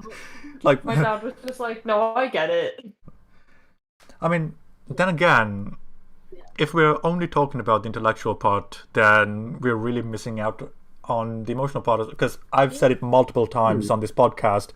I love Twilight. I love 50 Shades Darker. I love Batman and Robin. Do I think they're good? Fuck no. But you know what? They're really funny films, and I like them. So, I guess when we're being really critical about film, it is because we care so much, and we always, well, maybe not always, but we, at least on this podcast, what I've thankfully noticed is the fact that we have a consistent way of judging films where it's, okay, intellectually, did we think it was good or bad? But emotionally, did we like it or not? We always make that distinction. And that is something that I don't see a lot of average fans use, because they want the entertainment rather than the analytical part of it, if that makes sense. Or does that make sense at all, what I just said? Yeah, Okay. it does absolutely. Justice League ended, by the way, and this part 4 of Zactus League just started. Just one thing I wanted to say, that we will be leaving you. Because we have to get up at half 5, 6 tomorrow for work. How dare you? Yes, we really don't want to dare, but a lot. Yeah. So this has been wonderful. Thank you for having us. Oh, thank you for coming along. Before you go, let the good people know where they can find you. Oh, yeah. At home. No. Rioting at Michael and Nadia's. It is Leave them alone. much Facebook, Instagram. Both me and Michael have our own websites as well. Michael Wolf Actor and Nadia Parkova. And then Stop, please, selling me. Thank you. yeah, that's pretty much. The links are in the description. The links are in the description. Oh, yes. Yes. You don't need to just rely on saying it. I will put them on the description as well, don't worry. But thank you for coming along for this. It's been lovely talking to you again. Pleasure's all ours, as always. Yay! Yay! And hopefully we can have you on again at a convenient time. And hopefully one day we can speak to you in person. Hopefully not for a 4-hour film, but we'd love to. Yeah, something significantly shorter. Yeah. Wonderful. Thanks for coming, guys. Pleasure. No worries. Have a Bye, lovely guys. evening. Bye. Bye. Bye. I should probably also head, as I've still got work to do for tomorrow. Oh my god. They're dropping like flies. Zactus League is defeating them all. Winning. I mean, it already defeated David, and he wasn't even able to make it today. To be fair, the poor dude's talked about it for like 12 hours. I know, He right? would. Guy deserves a break. Also, he's had to deal with like planning a film festival as well. Let's be honest, that's just side dressing to make us feel acceptable. He's just started this film. He doesn't want to talk about it anymore. He died, yeah. Anyway, Elissa, if you are heading off, let the good people know where they can find you. Yeah, so the Tesco that Dylan found me at, that was actually no. Longitude and I am- longitude and latitude will be on the description below. Yes, thank you very much. That is the Tesco that I go to most of the time. No, I don't know. I guess I have an Instagram account. Sometimes I post on it, sometimes I don't. I do have a YouTube account, but again, sometimes I post on it. Sometimes And you've I also don't. got a But personal website, don't you? I do have a website. Yes. Sometimes I update it, and sometimes I don't. Yes, on her YouTube channel there are show reels, there's a couple of music stuff, some short films. Like, why am I doing more promoting for you than you, woman? I'm shy, okay? I'm Don't shy. be sell Telling yourself. people. I mean, not literally, like, but sell your ideas to the people. But cheers for coming, Elissa. It's been wonderful talking to you. It's nice talking to you. Bye. Take care. Bye-bye. Bye. Another one bites the dust. Boom, boom. Oh, Ilaria, you've been quite Cheers. quiet today. Yeah, I've been thinking. Marinating on the film that Yes. I harshly asked you to Yeah. watch. I'm also listening. I mean, what you guys have been saying was really, really interesting, and it made me think about stuff. So it's good. It's good. We have intellectualisms on this show. You heard it here first, people. Say smart things sometimes, Yeah. and then the rest of the time it's like stuff. Yeah. I mean, this has been quite interesting because we've spent more time talking about the matter, the way we view films, pretty much most things that are not related to this film, which is great because I'm kind of done Yeah. talking about it. Yeah, same. I'm But, done. I'm taking a break from watching films, and then I will be back and refreshed to watch the Cornetto trilogy. Woo! Yeah, because we are due for something good at this Yeah. point. I mean, this is what films should do. They should inspire conversation, not only in regards to the film, but also in regards to film as a media in general. So I think this is all good. Yeah, absolutely. Yeah. We've gone Yep. all over the place. Politics, we've talked about fandom, entertainment, writing, viewing habits. It's great. Yeah. Is there anything else that you guys want to talk about this dismal film before we put it to bed forever, never to speak about it in public again? Go on, Ah. Oliver. Sorry. Oh no, what were you saying something? I just wanted to praise the color grading of the film because I thought it was done really well. The detail in color on the suits, on the shots was really, really good. And I mean, it was done by someone in Company 3, so you knew it was gonna be good, but it really surprised me on how good it was actually. So yeah, just wanted to say that. Visually, I thought it was good. Hmm. I would like more Alfred. He was the best thing about this film, in my opinion. He's been the best thing about Batman v Superman and this film. I want Yeah. more Jeremy Irons as Alfred, please. Me And too. that's my final thing, because I feel like I should say a positive thing, because I've said so many negative things, and Over the course of 12 and a half I'm hours. so done. I'm just done with this film. Zack Snyder, you tried. Justice League started again, and we are just at the Steppenwolf fight in Justice League. Oh. For context. It's been too long. Oh, another thing I really liked about this film was the version of Hallelujah at the end of the film while the credits were rolling? That Yes, was really by good. Alison Yeah. Crowe. Yeah. Yeah. Which Really is good.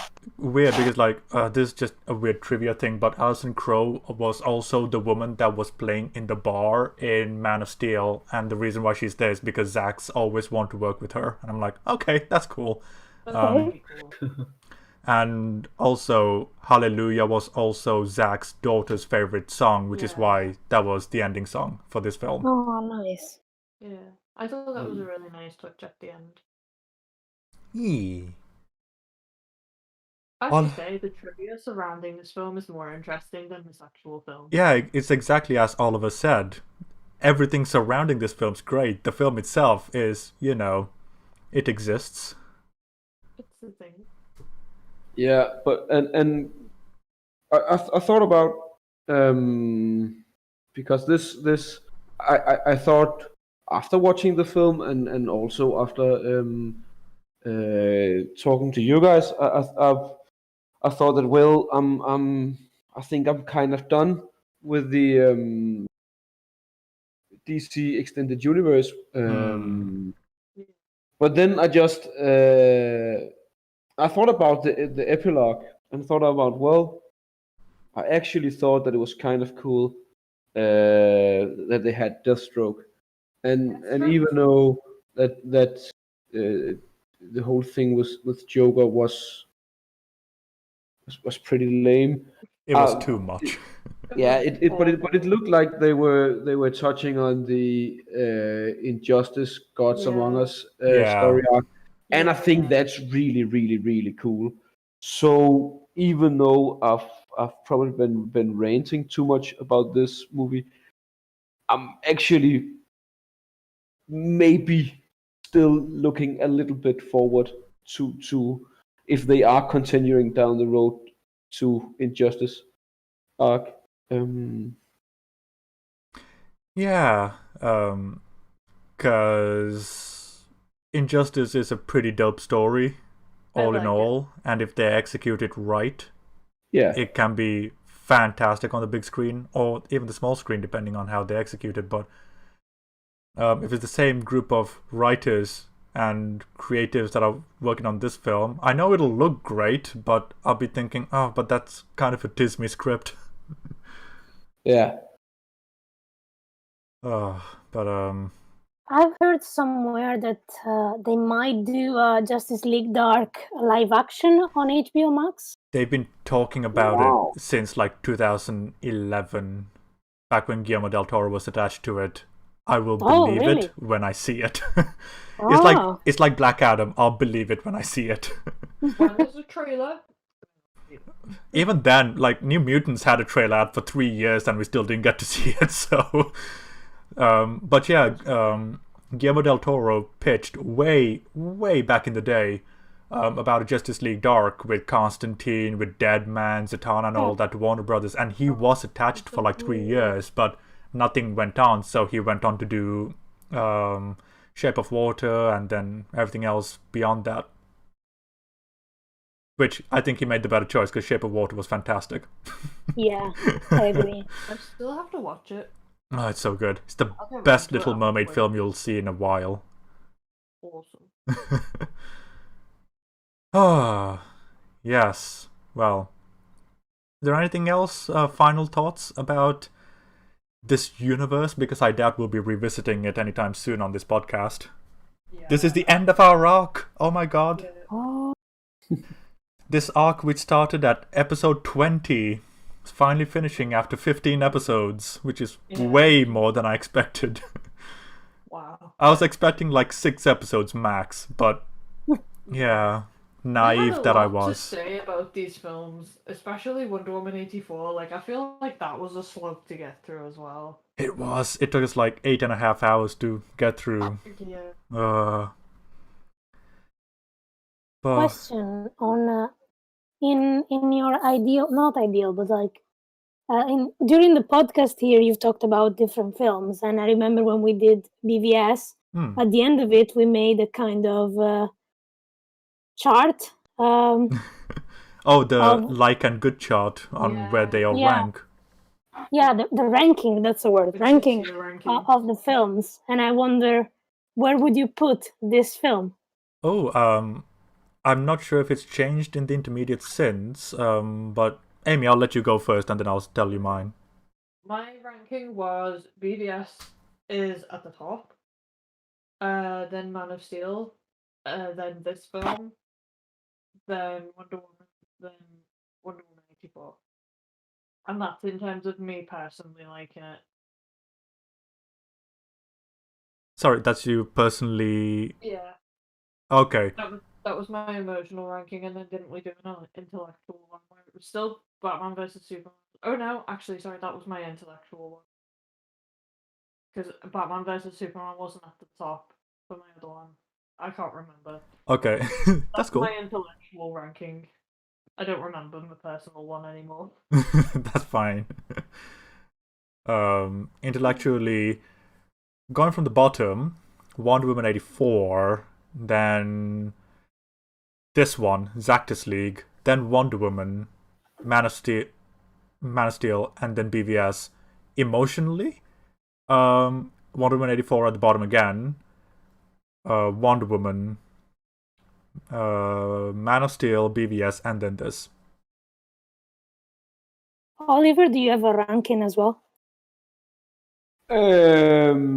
I haven't seen the new Wonder Woman. It's all right. You're not missing yourself. much. Don't Yeah, don't don't bother. watch it. But I actually, and I can listen that I can hear that I'm probably alone in this one. But I actually thought that Wonder Woman is the most successful of the DC, or the one they got away the best with, if that's It's the most The successful and the criticism, most yeah. well liked from these couple Yeah, of films. I Yeah. think, and I think they dropped the whole movie on the floor in the final act of Wonder Woman. Oh. But I still Oh, I, yeah. s- I still think that I don't know. I just The maybe controversial because take is the entire film is disgusting. Yeah. Yeah, Um, but I Then think again, David, our other co-host, he likes it as well. yeah, so you're not alone Yeah. there. No, Yeah, but you're not alone in liking it. Like, it's not like a controversial hot take for you to like it. I think it's more controversial for us to be like, we don't like it. Yeah, it's our controversial take is it's shit like everything else in this universe. but I think maybe it's I I remember I was watching it at the press showing. I was going to review it, and I was just sitting with one of my mates. He was writing for another outlet, and we've both seen Man of Steel and Batman vs Superman at that point, and we were like, we were kind of in a slump, like more of this. And I remember we were just both like pleasantly surprised, and when the first time the Wonder Woman theme by Junkie XL just blasted out the Dolby Atmos thing, we just looked at each other and was like, "Damn, this kicks ass." But yeah, of course, it kind of dropped it all on the floor towards the end. But I was sorry. I really enjoyed it, but I thought it was probably the best of them. Yeah, I was super disappointed that I didn't like it because, like, I remember being really hyped for it after watching Batman vs Superman. I was like, Wonder Woman was the only good thing about that film. And Yeah, then when I actually watched Wonder Woman, which I didn't watch until this year, I was like, oh, I didn't like it. I was really disappointed. And then after we talked about it, the opinion just plummeted further. Yeah. Oh, no, I really hated it. Like, I went into it saying I'm a bit indifferent about this film. Came out of the podcast like, no, actually, I hate this film. What we watch on the screens, helping people dislike film since 2020. Oh dear. It Hey. was fun talking about it, though. It's fun, like, talking about it and hearing other people's thoughts about it too. So yeah. Yeah, I think that's much like all fandoms, really, is the best part about being a fan, the Yeah. conversations we have with each other. Yeah. Yeah. Like, a lot of the films we talk about, I've had negative things to say about them, but I do actually like films, despite what I say. Yeah, that's why I always like. Yeah, I like stuff too. I mean, I've on record on this podcast. It's only the Haunting series that I've been positive about, but I do like shit. Trust me. I wouldn't be here if I didn't. Yeah. It's like Harry. He's just wholesome in every way. Yeah.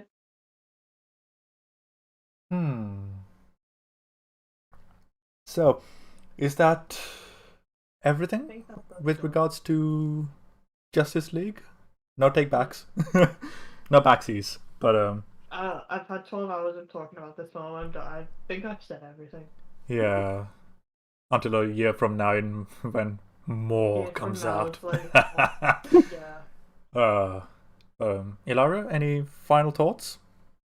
No, I mean, no. I haven't talked about it for 12 hours or whatever amount of time you guys talked about it.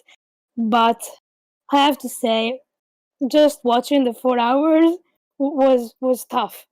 Oh, So- well, if you want, all 12 and a half hours will be on YouTube, so If you're how about insane it? enough to watch it.